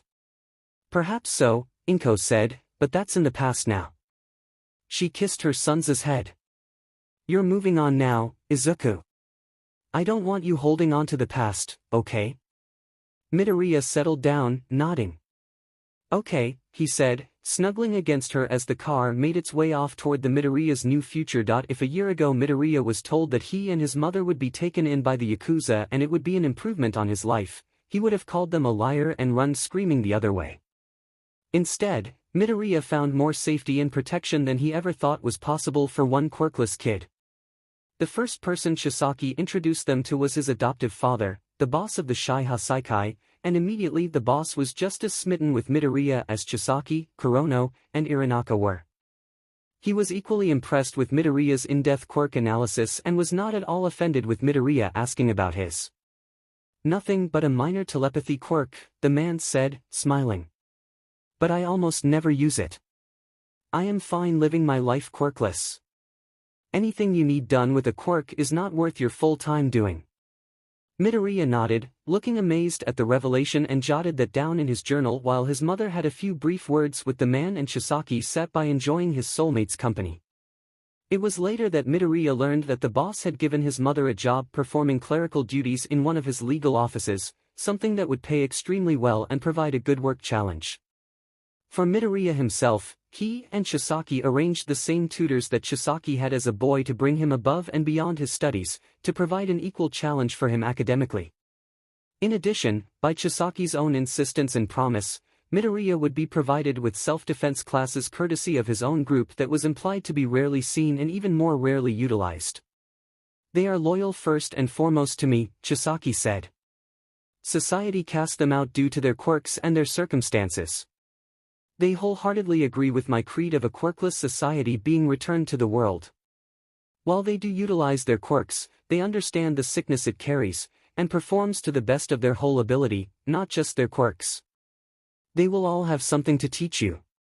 He didn't mention it to him for a good while, but Inko was the one who learned who they were to the 𝐲𝐻 𝐍𝐭, the 8 expendables. Men who lost all dignity and will to live, that Chisaki gave them purpose to keep going in one way or the other. Inko insisted on meeting them first before they would be allowed around her son, to which Chisaki reluctantly agreed to. He learned soon enough anyway to not mistake Inko Midoriya's tenderness for weakness. Shin Nemoto's quirk was confession, which forced people to confront and accept their true feelings. He had been with the 𝐲𝐻 𝐍𝐭 since Chisaki was 17, having been floored by the absolute earnest of the young Yakuza's entire worldview. Chisaki did not lie, and Chisaki found no use in deception of others, something that Nemoto found lacking in a world that put up fronts left and right depending on the person they interacted with. The man was in his 30s now, and gave up any hope of ever finding a soulmate in a world full of deception. His life was put into an honest man's hands, and gratefully so. Chisaki told Inko that he intended for Nemoto to teach Izuku how to shoot, being that it was a skill lacking in the world entirely and a necessity for those who didn't have a combative quirk or one at all, and that he refused to let his soulmate be without a full reservoir of skills to defend himself with. Even with seasoned Yakuza in the compound, Nemoto was the best shot in the 𝐲𝐻 𝐍𝐭, and was fully trained and even legally licensed. Inko said she would think on it. Rikiya Katsucame was a giant brute of a man whose quirk could steal living vitality. He was cast out from the time he accidentally killed his family by draining their stamina until they couldn't move, and given from one foster family to another, until he ended up with an outer branch of the 𝐲𝗂, even still being put away until he was needed for his quirk. 𝐬𝐸 had selected him as a bodyguard when he was a teenager, and 𝐬𝐸 stuck around out of respect. Along with 𝐀𝐦 he would be training 𝐬𝐸 in combat. 𝐀𝐦, on the other hand, was around only for either 𝐬𝐸 to kill him, or for him to kill 𝐬𝐸. His life was nothing more than a life-on-the-line fight, and he had spent the vast majority of his life in underground death matches, first from necessity from being a trafficking victim, and then for the thrill of it all. 𝐬𝐸 scouted him and kept him on with the promise of an outcome one way or the other. 𝐬𝐸 assured 𝐀𝐦 that Midoriya would not be the powerhouse Rappa would be interested in going head-to-head with, and that 𝐬𝐸 would take on most of the training duties. The youngest of the expendables was Toya Setsuno, whom 𝐬𝐸 would have trained 𝐬𝐸 in swordplay. The man's quirk was larceny, which never served him well in life in addition to having the worst luck of all. Barely into adulthood, he had been betrayed by his own soulmate who forced him into massive debt and drove him to suicide. A hero saved him from his attempt. Like 𝐬𝐸, he had jumped from a building and he was left with nothing on the streets, only managing to use his quirk to steal food from someone's hands when he had the chance before 𝐬𝐸 found him and offered him a purpose. 𝐀𝐦 still didn't like how the young man called himself human trash, and made a personal vow to change that mindset. 𝐬𝐻𝐻𝐸, who could create crystals on himself and objects, was brought in after a string of people used him to create jewelry only to discard him aside when it was found that his crystals were worthless. 𝐬𝐸 gave him a chance for purpose, and he took it with nothing else to lose. He was also handy with firearms, and his crystal formations would make for excellent targets for Midoriya to use with both swordplay and firearms. Soromitsu Tabe's quirk food negatively impacted his already established mental instability and drive to consume anything and everything. 𝐬𝐸 found him just a year ago, eating literal garbage close by the 𝐲𝗂 compound after surviving alone in the streets for years. While mentally unstable, he was still talented with grappling and judo, and would make for good practice with Midoriya's combat training. Deidoro Sakaki was an alcoholic whose quirk sloshed came in handy for when being pursued by someone, or for the 𝐲𝗂 practice in equilibrium balance. His combative talent was in knife throwing, which even while drunk he was proficient in. He only made mention that his quirk was good for keeping people away from him, which 𝐀𝐦 took to meant he had possibly been physically abused in the past, which might coincide with his alcoholism. 𝐬𝐡𝐸 had a barrier quirk, and was invaluable as a bodyguard, making it so that he would be available for all of Midoriya's extracurricular lessons to ensure the boy's safety would not be compromised. In addition, he had also been in the 𝐲𝗂 longer than any of the others, and had been the first to offer himself to the expendables as a means to give his life purpose, as he felt his enlightenment had already given him as much as it could. He would also teach Midoriya meditation and the 𝐲𝗂's code of honor and morals. Overall, it was concerning that these men would refer to their lives as expendable, but 𝐀𝐦 could see that 𝐬𝐸 truly believed that they were the best in making sure 𝐬𝐸 was as well-rounded in his education and protection as possible. That it would give them something else to live for went unspoken, but heavily implied. 𝐀𝐦 knew little about the Yakuza, only in the fact that they lived by their own code and rules and operated by a different standard. She didn't quite like the way some people were considered themselves of expendable, but perhaps in this way, she could keep a closer eye on them as well as her son. Operating within the actual job, 𝐀𝐦 saw that all of the expendables plus Iranaka, Kurono, and 𝐬𝐸 himself wore unique masks reminiscent to old plague masks. 𝐬𝐸 made constant mention of quirks being the disease that stagnated human progress and by extension crumbled the Yakuza down to one remaining power, that was still in power by keeping old traditions and codes alive and well. 𝐬𝐸 said that he owed his boss, his father, a life debt for taking him in and giving him new purpose to life, and that the resurgence of a quirkless power would be a fitting payment to that debt. In discussion with the boss, she found a bit more depth to 𝐬𝐸's dedication. He's believed since childhood that quirks were a disease, the man said quietly. He's never truly been a child in that sense, always troubled because of his past and never allowing himself to be frivolous with anything. Was it a quirk emergence accident? 𝐀𝐦 asked. I believe so. It would also be the root of his misophobia. He shook his head sadly. And an understanding of his view of quirks as disease. He never speaks of it, and it took some digging to find out that he had been holding both of his parents' hands when his quirk emerged, and every cell in their bodies disassembled entirely. A violent mess that he's never recovered from. His jaw tightened. Nor the subsequent abuse he suffered before I found him. At one point, I believe a foster mother attempted to cut off his hands before he defended himself and ran away. And that may be why he doesn't like people touching him. 𝐀𝐦 felt her own hands tremble. What that young man had to suffer because of a losing quirk lottery was indescribable. It's understandable where he's coming from then, she said quietly. My Izuku has faced nothing but pain from quirks. When Kurono told me that his schoolmates had been practicing their quirks on him, she let out a burdened sigh. For his soulmate to find him absolutely perfect because of no quirk, it must have been too much to even dream about because Izuku couldn't even fathom it happening. She stared down at her hands, eyes hardening. To some extent, I would agree with what Chisaki would want. Quirks have brought my baby nothing but pain, and mine is so minor I wouldn't miss it if it were gone. For anyone to believe they are genetically, humanly, or even personally better than Izuku just because they have a quirk is nothing but arrogance. My son is kind, intelligent, and will succeed at anything he wants, quirk or no, which is more than I can say for many others who rely too heavily on their quirks, or put stock in nothing but their quirks. The boss nodded. I see. And the boy's father? What does he have to say in all of this? 𝐀𝐦's eyes hardened to steel. He left, she said shortly. Took a job he didn't need overseas. He sends us money, but Izuku hasn't seen him since he was 5, and we haven't spoken much in recent years. We've been putting off actual divorce until Izuku is more self-sufficient, but at this point after everything, I may be ready to just get it over with. Divorce from soulmates is rare, the boss remarked. 𝐀𝐦's cheeks pinkened. He isn't my soulmate, she said softly, looking out the window.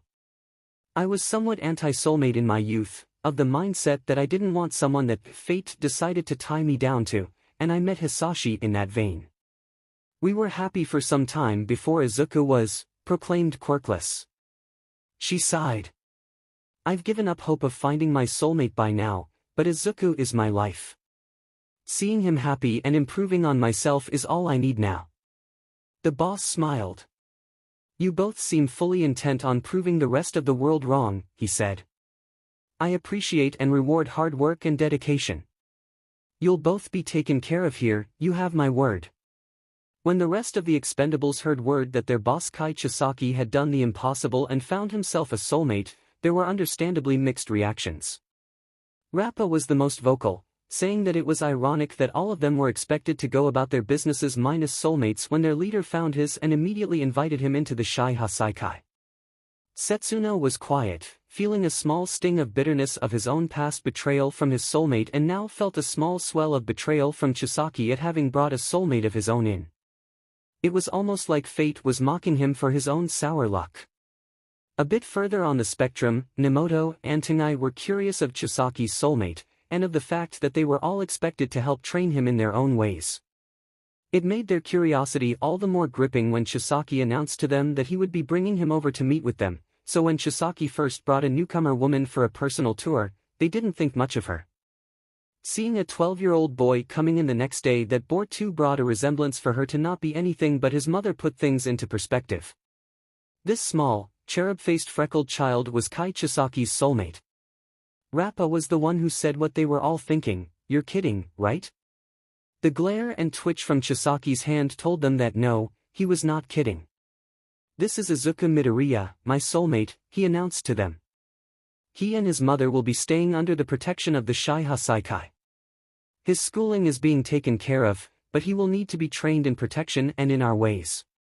And I trust all of you to ensure that he is well trained and protected. The killing intent in his voice almost made the Expendables shudder before his mood lightened and tone changed as he addressed the boy, introducing him around to everyone. It was jarring to see their boss in such a good mood and with a light-hearted tone, even more so that they noticed that he was keeping the boy close with a hand on his shoulder at all times and eyes conveying a smile as he addressed the boy.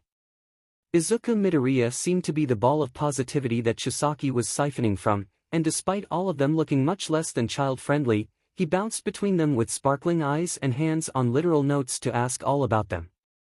No matter their quirk or their appearance, he was fascinated by them with endless in-depth questions about not only their quirks, but their personal abilities. After an hour or so of this, Chisaki gathered Midoriya up and told him it was time to go settle in for bed so he could get up bright and early for his tutors. When they left, the Expendables looked among themselves as though to ask if that really happened. Even Rappa couldn't find the words to convey his thoughts, looking baffled at the fact that he hadn't had the urge to crush the kid even a little. "It's gotta be a mistake or something," Sakaki muttered. "A little innocent kid like that? The hell's he even doing here? How'd Overhaul find him? Didn't know we dealt with that kind of thing dash. Don't be crass, 𝐬𝐻𝐸 𝐬𝐻𝐸 snapped. "Not all soulmates are involved in a sexual nature. Did you not see Chisaki's true fondness for the boy? Still doesn't make sense," Setsuno muttered to himself. "It doesn't have to make sense," Nemoto said firmly. "It is what it is, and we have a duty to Chisaki and the boy. To perform and train him to the best of our ability is all that matters now." And thus, Midoriya's new life truly began. Monday through Friday, he began his day with breakfast and then schooling with his tutors. All of his lessons were a huge leap from his public schooling, being that Chisaki insisted on having him schooled not just at his level, but at a level that always provided a challenge. Without condescending teachers and disruptive classmates, Midoriya had no complaint about the extra workload at all. Following his schooling, Chisaki took him to a separate area for the Expendables to give minor training, with every Saturday being a day where Midoriya focused exclusively on one of the extracurriculars he was being taught. Rappa and 𝐬𝐻𝐸 were intimidating for sure. It was one thing to just be in the same room as them, but the fact that they were going to be teaching him combat was another. 𝐬𝐻𝐸 was an overwhelming powerhouse and Rappa was seething with all the fighting urge of a leashed dog, but with Chisaki keeping an extremely close eye out, neither was stupid enough to toe out of line. Still, it was difficult for either of them to hold back enough to avoid bruising the boy and invoking Chisaki's wrath. Midoriya put his foot down after a while though, citing that he was used to so much worse and that he couldn't be expected to properly attack and defend if he was afraid of getting hurt. "It's not like before," he told Chisaki seriously.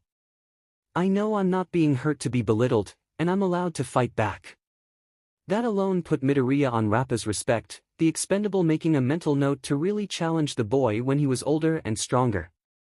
Nemoto's training with firearms was taken with every precaution, with the man schooling Midoriya on gun safety and then making sure Midoriya could disassemble, reassemble, and identify parts of 3 types of firearms before the boy was even brought to the shooting range.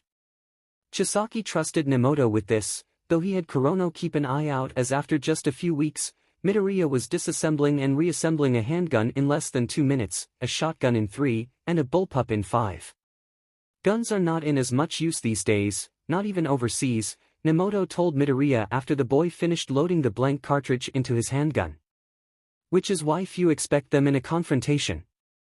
Bullets and darts can range these days with more customization options, even with those of us with quirks. Midoriya shrugged. "Makes no difference to me," he said. "I'm quirkless." He didn't notice Nemoto's shocked expression as he pulled on his safety goggles and noise-dampening earplugs. That was a little detail that Chisaki had failed to mention, and now Chisaki having all of the Expendables training the boy up to be a well-rounded powerhouse made so much more sense. Nemoto then decided to make it his mission to ensure that this boy was the best shot the Shaiha Saikai had ever seen. Sakaki and Setsuno rarely worked together, but they were teaching Midoriya similar skills using blades, so it was decided they would lump the lessons together. It was to be especially interesting since Nemoto informed them that Chisaki's soulmate was quirkless. It made a little bit more sense now, Setsuno thought. Chisaki was outspoken about his view on quirks and their impact, so a quirkless soulmate made a lot of sense. He decided to keep a little more of an open mind, considering he was closest in age to the kid out of the Expendables, and figured Midoriya liked to talk, so he'd talk. He didn't expect Midoriya's short life to have been so similar to his own, culminating in a turning point with attempted suicide and being saved by Chisaki. Even after betrayal, in the form of a former best and closest friend turned violent bully, made Setsuno feel closer to the kid, giving him a drive to make sure no one would be able to get close to Midoriya without feeling the sting of a blade. Sakaki noticed that other than Chisaki or his mother, Midoriya did not like to be touched. During training, he'd seen the faded scars on the boy's body, a testament to a life of pain at the hands of others. It made him reach for his sake, blurry memories of brutal fists raining down on his own childhood body coming to the forefront, and drove him to teach the boy how to make sure that as long as he had something sharp on his person, no one could get close. Where 𝗀𝐻 is not mentally sound, he was still quick and agile and liked to sit and simply observe before he was needed. He was used to sitting and observing, which was something Chisaki's soulmate seemed to excel in. In his experience, those who sit and observe when not being spoken to weren't always invited to everyday conversation, or anything else in general. 𝗀𝐻 would sit and observe Midoriya sitting and observing, almost blending in like decoration before someone spotted him and began interacting. After hearing "quirkless" from Nemoto, 𝗀𝐻 understood. Back where he used to be, Midoriya was not wanted. He didn't fit in. So he learned to be silent and observing. How fortunate the boy was to have found a soulmate in Kai Chisaki, another saved from the gutters of society by their leader. 𝗀𝐻 always felt like he was wanted and belonged here in the 𝐈𝐻 𝐸𝐸, and now Midoriya was a new brother to the group. He would help train the boy and make him feel belonged too. Hojo found himself unable to deny any request of being studied by Midoriya, who was absolutely intrigued by his crystal formations. Nemoto had him make different sizes for Midoriya to have target practice with, and he had to admit, the kid was good. After target practice, Midoriya would ask politely if he could take some of the crystals with him, to which Hojo told him to knock himself out. Some days later, Hojo was walking outside the compound and saw a soft glimmer of light in his peripheral, turning and seeing a suncatcher wind chime tinkling softly in the breeze, and recognized it being made of his own crystals. Chisaki saw him looking and told him that Midoriya had created it earlier that Sunday as a gift to the boss. It was rather pretty to look at, Hojo had to admit, and said as much when Midoriya asked to borrow some more crystal shards after target practice again. "A shame they're not worth anything," he said, feeling a bitter reminder at being tossed aside after promises of entrepreneurship opportunity. Midoriya just looked confused. "So?" he asked with a shrug. "Why's it got to be worth anything? The crystals are great for targets and weapons and shields, and the pieces are really pretty. It doesn't have to be worth anything to be cool." "Oh, can you make them different colors? Can you affect the hardness? How precisely can you mimic a gem cut?" How strange, Hojo thought, that the idea of his worthless quirk being shared in creating something useful and pretty as a gift was so rewarding. 𝗀𝐻 took his duties as a shield seriously, intent on making sure any extracurricular that Midoriya had that didn't involve bodily contact didn't backfire or harm him in any way, and during his own lessons, he made sure Midoriya was well schooled in the old traditions and codes of the 𝐈𝐻 𝐸𝐸, stemming from private and public image, how to dress for either, and how to participate in the 𝐈𝐻 𝐸𝐸's rituals or important meetings and dinners. "You'll have to be fitted for appropriate clothing soon," he told Midoriya. "Even Overhaul wears kimono and yukata when the situation calls for it." "What color?" Midoriya asked, throwing 𝗀𝐻 off a little. "I believe he's fond of more tempered colors with gold accenting," 𝗀𝐻 replied. "Though you would do well with emerald to match your eyes, or red to make them stand out." "Cool," Midoriya replied. "Would I ever get the tattoo?" 𝗀𝐻 almost faltered his calm temperament with a smile. "The boss allows no indoctrinated members before the age of 14, he said. "You may be Overhaul's soulmate, but you should still see what else the world has to offer you before dedicating yourself." His expression went serious again. "This is a lifelong commitment, Izuku Midoriya, and not one to take lightly." Midoriya went quiet and finished up his studies, though 𝗀𝐻 noticed that the boy seemed to focus even more on his extracurriculars from then on out. It was a commitment that they saw as serious very soon down the road, from both himself, and from Chisaki. A year did wonders for the Midoriyas, only improvements since they were taken in by the 𝐈𝐻 𝐸𝐸. While Inko did have housing taken care of, she still worked hard at her job, intending to repay the kindness of Chisaki and his father with her own dedication and hard work, if anything to fully support herself so that Chisaki could focus his dedication on Izuku. She worked well with her co-workers and quickly gained respect on her own right, since even in these legal offices, respect and appreciation was earned rather than bought. Even as hard as she was working, she still marveled at the schedule her son had, one that he was being challenged with while still finding it enjoyable. Inko had her reservations about all of the extracurriculars that the Expendables were tasked with teaching Izuku, but seeing his confidence boost and talents shine through, she now wouldn't dream of taking any of it away. It made it easier, seeing that each of the Expendables were fiercely protective of their young charge, having overheard Rappa of all people tell some higher-ranking Yakuza if he so much as looked at Izuku wrong he'd twist his head 350 degrees and pull his spine out like a straw. Graphic, but comforting. On a small vacation off, she would quietly observe her son's schooling and training, how he made excellent marks on his schoolwork, and then go somewhere in the compound to train, starting off with basics for each one before moving on to the current lessons. Minamoto drilled Izuku by having him disassemble and reassemble his weapon of the day whilst reciting all of Minamoto's gun safety and handling rules, performing this 3 times in a row before target practice, and then moving target practice.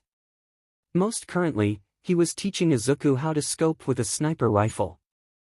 Setsuno and Sakiki's blade work was taking on wonderfully, and while Izuku was no sword master by a long shot, he was still competent enough to hold his own in defense with Setsuno, while his talents were better with Sakiki's knife throwing, able to hit his targets 90% of the time. When not providing targets for Midoriya, Hojo seemed to be finding some newfound self-worth in making artistic structures with his crystals, even getting attention for a crystal phoenix sculpture he made that a higher-ranking Yakuza asked to buy for his niece's wedding venue. It wasn't anything of real worth, but as Midoriya said, it didn't have to be worth anything to be beautiful decoration. Inko already appreciated the chandelier he made for her dining room with Midoriya's help, and whether it was something sold or gifted, he liked the challenge in making it look as beautiful as possible.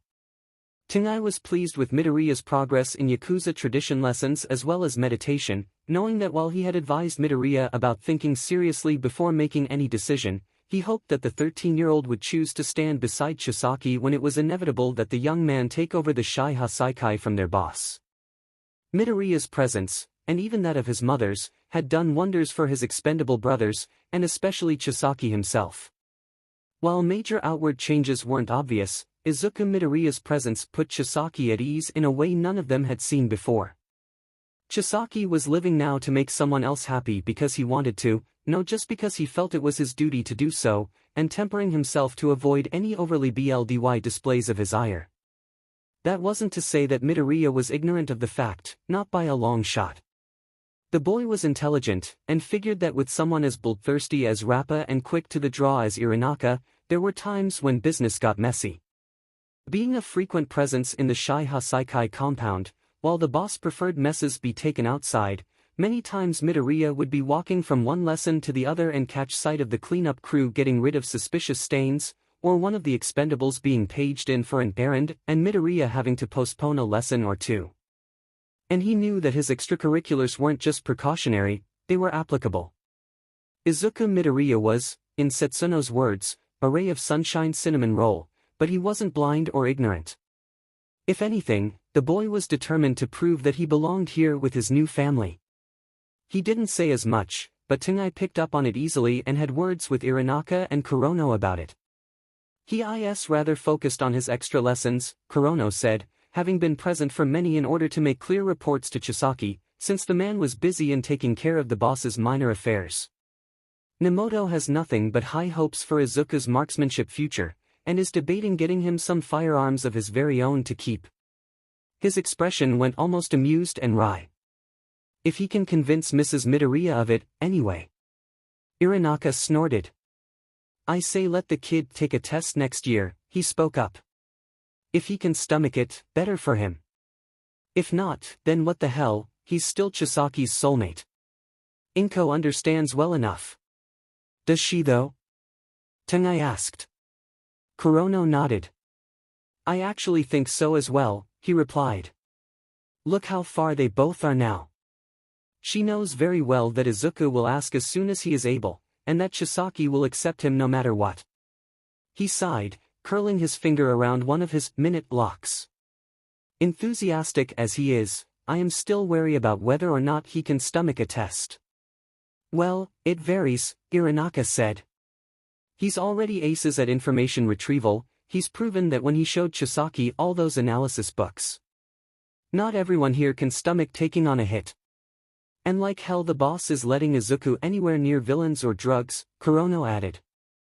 I wouldn't let him anywhere near them. 𝐸𝐸 looked thoughtful. A mock job then, he asked. Shooting off blanks while making the scenario real? Kurono tipped his head. It's a start, he relented. He wouldn't be the first to run a mock job as a test of grit. 𝐴𝐻𝐸 made a thoughtful sound. Something that wouldn't put him into danger, he said. That plays to his strengths as a test of how serious he is about them. Information retrieval, observation, and shooting, 𝐸𝐸 said. Track, find, and eliminate a target. A tried and true classic. Wonderful, Kurono said, arching a brow. Who's going to run it by his mother and 𝐲𝐶? Silence. You're second in command to 𝐲𝐶, 𝐸𝐸 said. And you're the manager, Kurono shot back. Get 𝗵𝗃 to do it. 𝐴𝐻𝐸 suggested. The other two looked among one another. Agreed. You must be out of your mind. It was a momentous day in history, Kurono thought, staring at 𝗵𝗃 who was actually backing away from the 5'3" woman glaring daggers at him. He almost felt sorry for pushing 𝗵𝗃 to be the one to suggest it to 𝐴𝐻𝐸 and 𝐲𝐶. At least 𝐴𝐻𝐸 was yelling. Everyone here knew all too well what unnerving calm could masquerade in a verbal dressing down. You want my baby to stalk and kill someone. Am I hearing this correctly? 𝗵𝗃 straightened up a little. Not exactly correctly, he mended. It's a mock job, to see if he can dash. To see if he can what? Actually do it later on? Yes. 𝐸𝐻𝐸's expression was neutral but her eyes absolutely furious. I do hope you are aware that testicles count as small objects when it comes to my quirk, she said with no small hint of threat. And I've gotten better at how fast and forceful I can use my quirk. The other men cringed, knowing she was dead serious about that part. 𝐴𝐻𝐸 took some pity on 𝗵𝗃, stepping up. Mrs. Midoriya, if I may. He waited for her to give him a nod. Izuku has been the one to show interest in this whole affair. He brought up his interest to me as far back as a year ago, to which I told him about the age requirement dash. I see. And that it is not anything to think of lightly. While we give our focus to his training activities and nothing more, we all know that he is no fool boy. He knows who we are, what we do, and what we are capable of. He had not brought it up much, but his dedication to his crafts are proof enough that he is preparing himself in dedication to the Shaiha Saikai. He looked among his fellow expendables, who all looked like they would rather spit on the floor in 𝐲𝐶's presence than have to deal with the Midoriya matriarch at this moment. In that vein, none of us wish any harm upon him, be it physical or mental. 𝐸𝐻𝐸 scowled, but her silence was proof that 𝐻𝐸 was correct. What am I to do then? She demanded. Wait for my son to turn 14 and have him turned over entirely? He'll still be a child. Nemoto quietly stepped forward. Is it better then, to train him to the best of our ability in preparation, rather than have him go out himself half-cocked and make things worse? His expression was thoughtful. I admit to having him confess that he will try his hand when he is of age, whether he has anyone's permission or not. He looked somewhat troubled. It is why I drill him so stringently, why I work on his aim and his reflexes. Conviction is one thing, but skill behind that conviction is something else entirely. I do not want him hurt any more than you do. 𝐸𝐻𝐸 was silent still before she sat down hard, pressing her clasped hands to her mouth as she closed her eyes. No one dared to speak a word until she spoke first. None of you have encouraged him? There were murmurs of the negative, Kurono speaking further. We have not. Only trained him per 𝐲𝐶's instructions. And he more than anyone wants him to be safe and happy. He quietly sat down across from her at the table. But, If being a part of the 𝐲𝐻 𝐍𝐭 would make him happy, then we would be more than happy to have him, and even continue to train and protect him. Regardless, nothing can even be properly discussed until he's 14. We know this, Chisaki knows this, and Izuku knows this. He paused.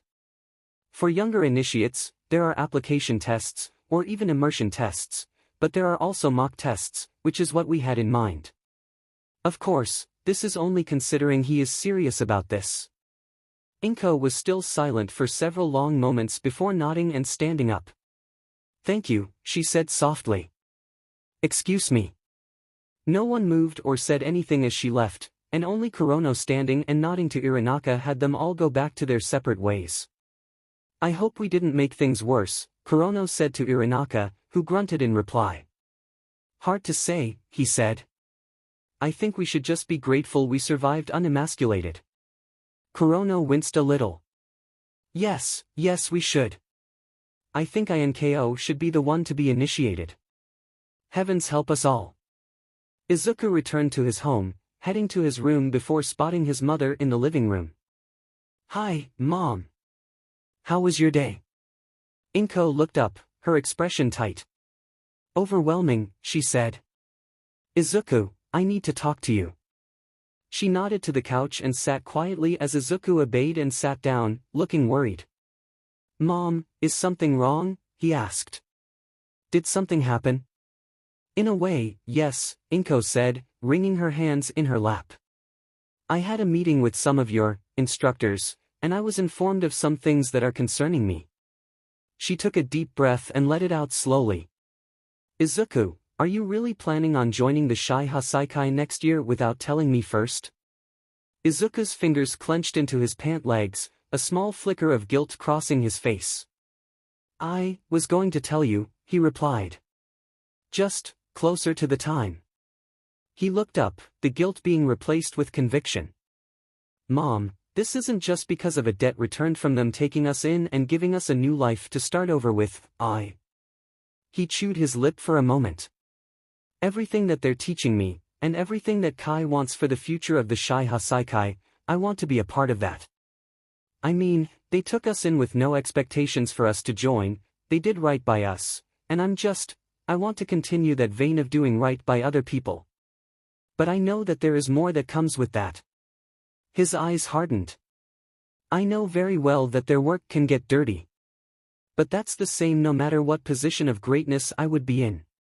Whether I'm a hero or a police officer or a lawyer, there's always something going on. Right things for wrong reasons, or wrong things for right reasons, everyone has those things and reasons, and I've been thinking about what makes mine." His eyes shone wetly, but his jaw was tight. "For the first time in my life, I am being treated and trained like I can do anything with no one saying it's impossible because I don't have a quirk. I have respect that's won from my hard work, and I want to keep working hard to maintain that respect. While the 𝐲𝐻 𝐍𝐭 may do things that are considered illegal, I've seen so many things in everyday, normal life that should be considered the same. I've experienced it. But the difference between the 𝐲𝐻 𝐍𝐭 and my previous, normal life was that now, I'm being treated like a capable human being instead of a defective one. So maybe it is a little bit about a debt, but it's a debt I owe myself to be paid." He was quiet for a moment before he slid off of the couch and onto his knees before bowing low, head to the floor. "Please, Mother. Please give me your blessing to do right by myself, with everything I have, everything I've learned, and everything I will learn, so I can do right by others like me in the future." He swallowed hard. "And if you forbid it, then I will honor and obey your wishes. I swear to it." Their home was deathly silent for what seemed like the remainder of the evening before Izuku heard his mother slide off of the chair and join him on the floor, pulling him up by his shoulders and hugging him tightly, her shoulders quivering with silent sobs. He hugged her tightly, his own tears unable to be held back any longer. 𝐻𝐻𝐬 held her son like a lifeline before she gave herself a short nod. "You have my blessing," she said thickly, her voice firm despite the emotion clogging her throat. "On the condition that you wait until you are 15 instead. And that you pass whatever tests they give you on your first try." Izuku nodded into her shoulder, sniffling. "Okay," he murmured. Thank you, Mom. Of course, sweetie, 𝐴𝐻𝐻 said quietly, petting his head. You're my only child, 𝐬𝐻𝐻, and right now, my only BLD family. You're my whole life and my whole world. She leaned back, thumbing away his tears.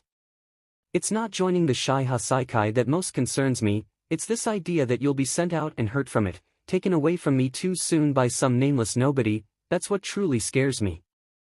𝐬𝐻𝐻 lowered his eyes. I'm sorry I worried you about this, he said contritely. It wasn't my intention to keep it from you, it's just something I want to do with my life, this new life that I've been blessed with. He smiled shakily. I have a soulmate, challenging education, skills I could have never learned back in 𝐬𝐻𝐻, I even feel like I have friends. He let out a bark of laughter. Stupid 13-year-old kid, his best friends are Yakuza. It's not stupid, 𝐴𝐻𝐻 retorted. They've done better for you than anyone back in 𝐬𝐻𝐻 ever did. So don't worry about how you find your friends, okay? She kissed his forehead. How do you feel about going out to eat tonight? 𝐬𝐻𝐻 nodded with a smile.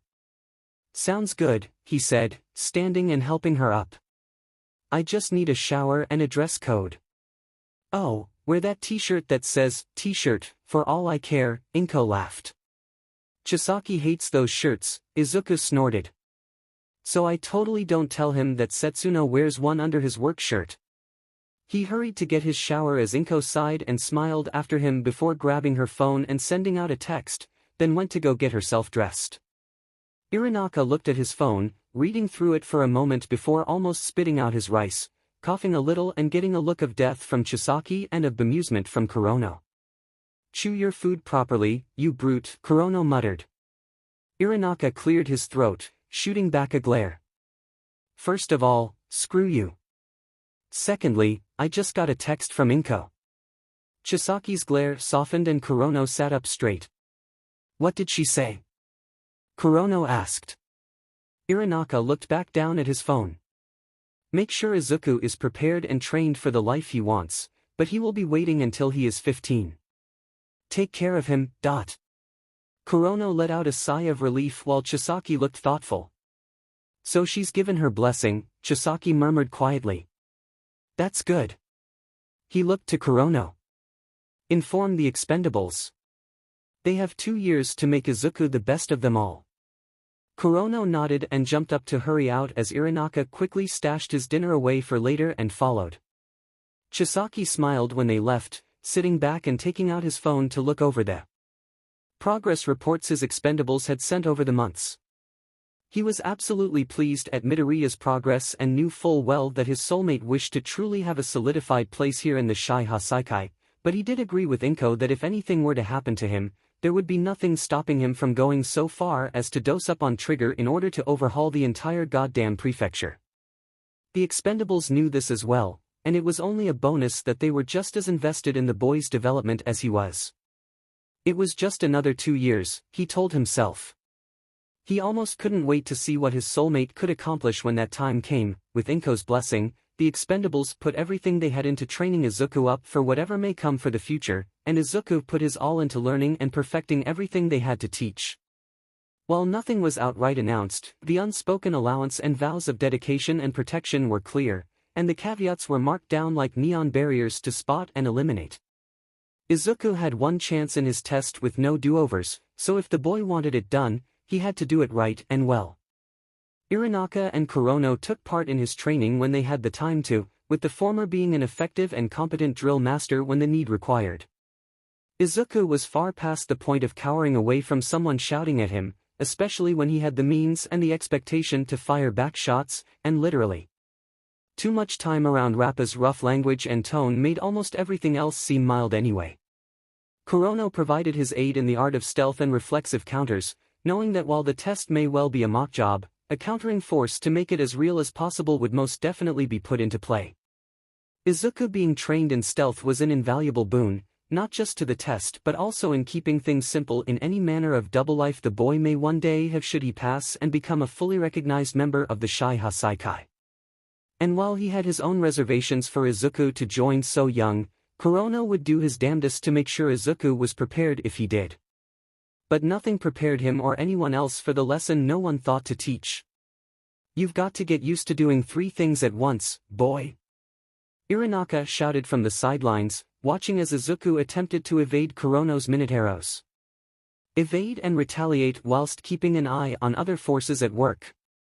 It has to be second nature, being able to do it without fail, every time. Izuku let the lesson sink in, his left arm already throbbing from being hit with the minute arrow 2 minutes ago. Nothing that warranted stitches though, so a small mercy for that. He wasn't worried about scars, though, and was willing to have as many as it took to make a place for himself here. He dodged another of the minute arrows, firing off ink bullets from his low-powered handgun. So far, he had only managed to get Kurono on the hand, but his target was the torso in order to make it a kill win for himself. He had the room's terrain to make use of, especially for cover when Kurono was on the offensive.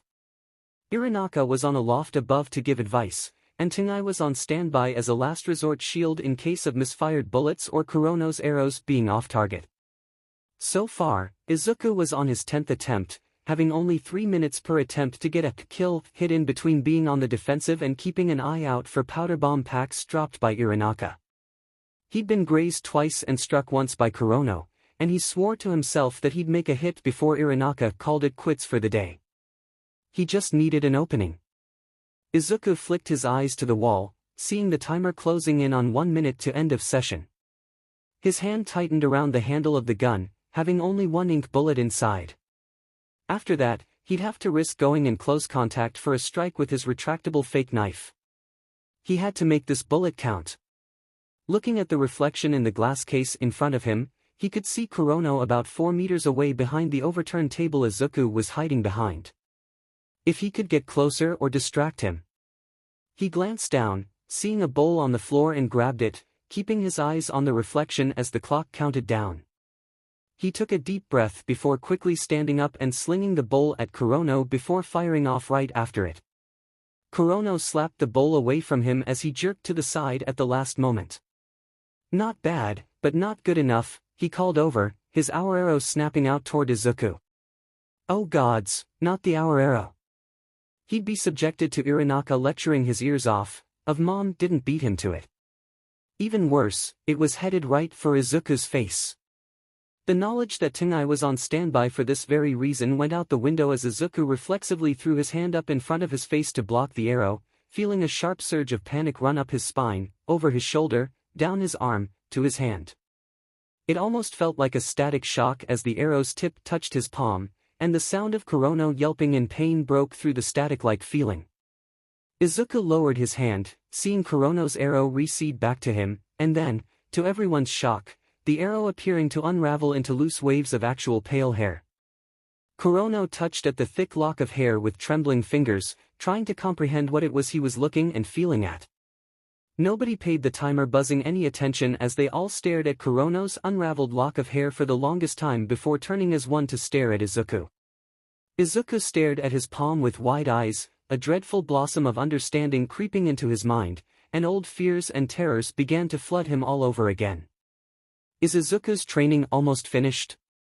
Chisaki asked a valet, who quickly looked over a timetable all staff in the compound were privy to.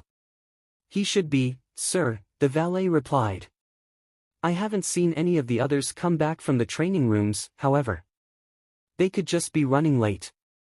Chisaki gave a short nod and made his way to the training room, thinking about the small kit in his coat pocket that would be a gift to his dear soulmate. While not exactly a fealty tattoo, Chisaki still asked Inko's permission to gift this particular thing to Izuku, who had expressed interest in having it. It would be a fine early 14th birthday present to be sure. As he came up to the training room doors, his spine stiffened when he heard the sound of distant, muffled screaming, and immediately felt himself break into a run at the very idea that his soulmate was in pain somehow. By God, if he had to overhaul someone today and make a mess of things. He flung open the doors, feeling his stomach drop when the sound of crying and wailing amplified tenfold, pairing horribly with the sight of Izuku curled in on himself in a fit of despair Chisaki hadn't seen since the night the boy tried to kill himself. He hurried over, his sharp glare making any of the others in the room that had been trying to calm the boy down back off immediately. What the hell happened? He demanded. Who did this? Who hurt him? Being the boldest to answer, 𝐸𝐻𝐻 stepped forward, holding his hands up placatingly. 𝐬𝐸, it isn't that he was hurt, he said, his voice trembling nonetheless. We just found. He paused, weighing his words in his mouth before reaching up and taking hold of the unraveled lock of his hair and holding it up for 𝐬𝐸 to see. In training, I was going in for a strike. When it touched his hand, this happened. He rubbed the lock of hair between his fingers. I don't feel anything from it anymore, 𝐬𝐸, the arrow is gone. It's a quirk, 𝐻𝐚𝐽 murmured to himself. It can't be anything but. 𝐬𝐸 would have spat nails at the expendable, if he wasn't somewhat thinking the same thing. His hands flexed hard before he stepped over to Izuku, kneeling down quietly. Izuku, he said, reaching out only to have the boy recoil sharply. Don't! Izuku shouted, tucking his hands away where they couldn't be seen. Don't touch me! His breath hitched hard, fresh tears falling down his face. A quirk, I have a quirk, I have a quirk, I have a quirk, I'm so sorry, I'm sorry, I'm sorry. For not quite the first time, 𝐬𝐸 felt a lead of guilt weigh his heart down at his absolute denunciation of quirks. If this was real, if this was true, that Izuku was a late bloomer and had a quirk. What did that mean now? He frowned under his mask. What did it mean? What did it mean to catch and comfort his soulmate from suicide, having met on pure chance? What did it mean to feel a connection to adore and protect with all his power? What did it mean to touch and hold someone without feeling his misophobia flare up for once in his life? 𝐬𝐸 quietly retracted his hand before reaching up with his other to take his glove off, feeling the other three in the room tense up. He slowly reached out to Izuku with his bare hand and flinched his fingers back when he felt a solid invisible barrier between himself and Izuku. His eyes flicked to 𝐻𝐚𝐽, who looked uncharacteristically terrified as his hand extended out toward Izuku. 𝐬𝐸's jaw tensed, his fingers twitching. 𝐻𝐚𝐽. Get rid of the barrier. In the past, he didn't even need a command. Now, even a verbal one wasn't enough for 𝐻𝐚𝐽 to immediately obey him. The expendable's eyes held a small spark of defiance beneath the sea of fear, the barrier remaining up albeit with a fragile shimmer. 𝐻𝐚𝐽. Now! Iranaka stepped closer to the other man, reaching out to lower 𝐻𝐚𝐽's hand himself. Do it, he said. 𝐻𝐚𝐽's hand clenched tightly before he looked away, the solidness between Izuku and 𝐬𝐸 vanishing. 𝐬𝐸 turned back to Izuku, who was still muttering apologies without breath, and quietly put his hand on the boy's head. Out of the corner of his eye, he saw 𝐸𝐻𝐻's remaining arrows twitch, but do nothing else. He disregarded the others and instead focused on Izuku. Izuku, he said, getting the boy's attention as his hand gently patted over Izuku's head. Izuku's wet face paled as he shifted back again. No, 𝐬𝐸 said with more force in his tone. Do not move away from me. He paused before withdrawing his hand and turning to 𝐸𝐻𝐻, staring at the unraveled lock of hair before turning to 𝐻𝐚𝐽. Put up another barrier between us, he ordered. This time, 𝐻𝐚𝐽 obeyed immediately, and 𝐬𝐸 saw a more visible barrier erect between himself and Izuku. Izuku, he said, turning back to the boy, holding out his hand not an inch from the barrier. Trust me. He saw a glimmer of clarity return to Izuku's eyes, locking gazes with his soulmate in a bid for understanding. Come to me. Izuku sniffled, wiping his eyes on his sleeve as he lifted his own hand to reach out, his fingertips bumping the barrier. I can't dash. Trust me, 𝐬𝐸 said again, his stare unblinking and his hand steady and waiting. Come to me. Izuku pressed his fingers against the barrier, pushing himself up for more leverage. His hand pressed flat against it, feeling like he was working against an unfeeling steel wall, obstructing him from 𝐬𝐸 waiting on the other side. He pushed harder, feeling tired, childish frustration flare in his chest, wanting so badly for this whole day to be a bad dream, for him to not be diseased, for 𝐬𝐸 to hold him and tell him he was pure and good and worthy. Most of all, he wanted this stupid, cold, hard barrier to go away.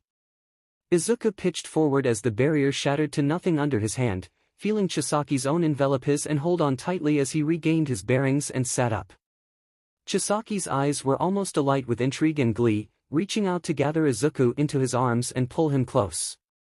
"My precious little Izuku," Chisaki murmured, pressing his cheek against the soft curls on Izuku's head. "You are so much more perfect than I even dreamed of." Izuku was almost hazy in emotional exhaustion and confusion, more than content to cling to his soulmate tightly for fear of being let go. "I don't," he mumbled, sniffling softly. "Why? I have a dash. A cure." Chisaki gently held Izuku's shoulders, pushing him back to look at him adoringly. "Izuku, can't you see what you did? By simply touching a quirk's construct, it was gone." He reached up, thumbing away tears from Izuku's face. "A miracle, a cure. You cured sickness by touching it." He lowered his mask, smiling. "You're the cure to this diseased world, Izuku. You're perfection of mankind's design."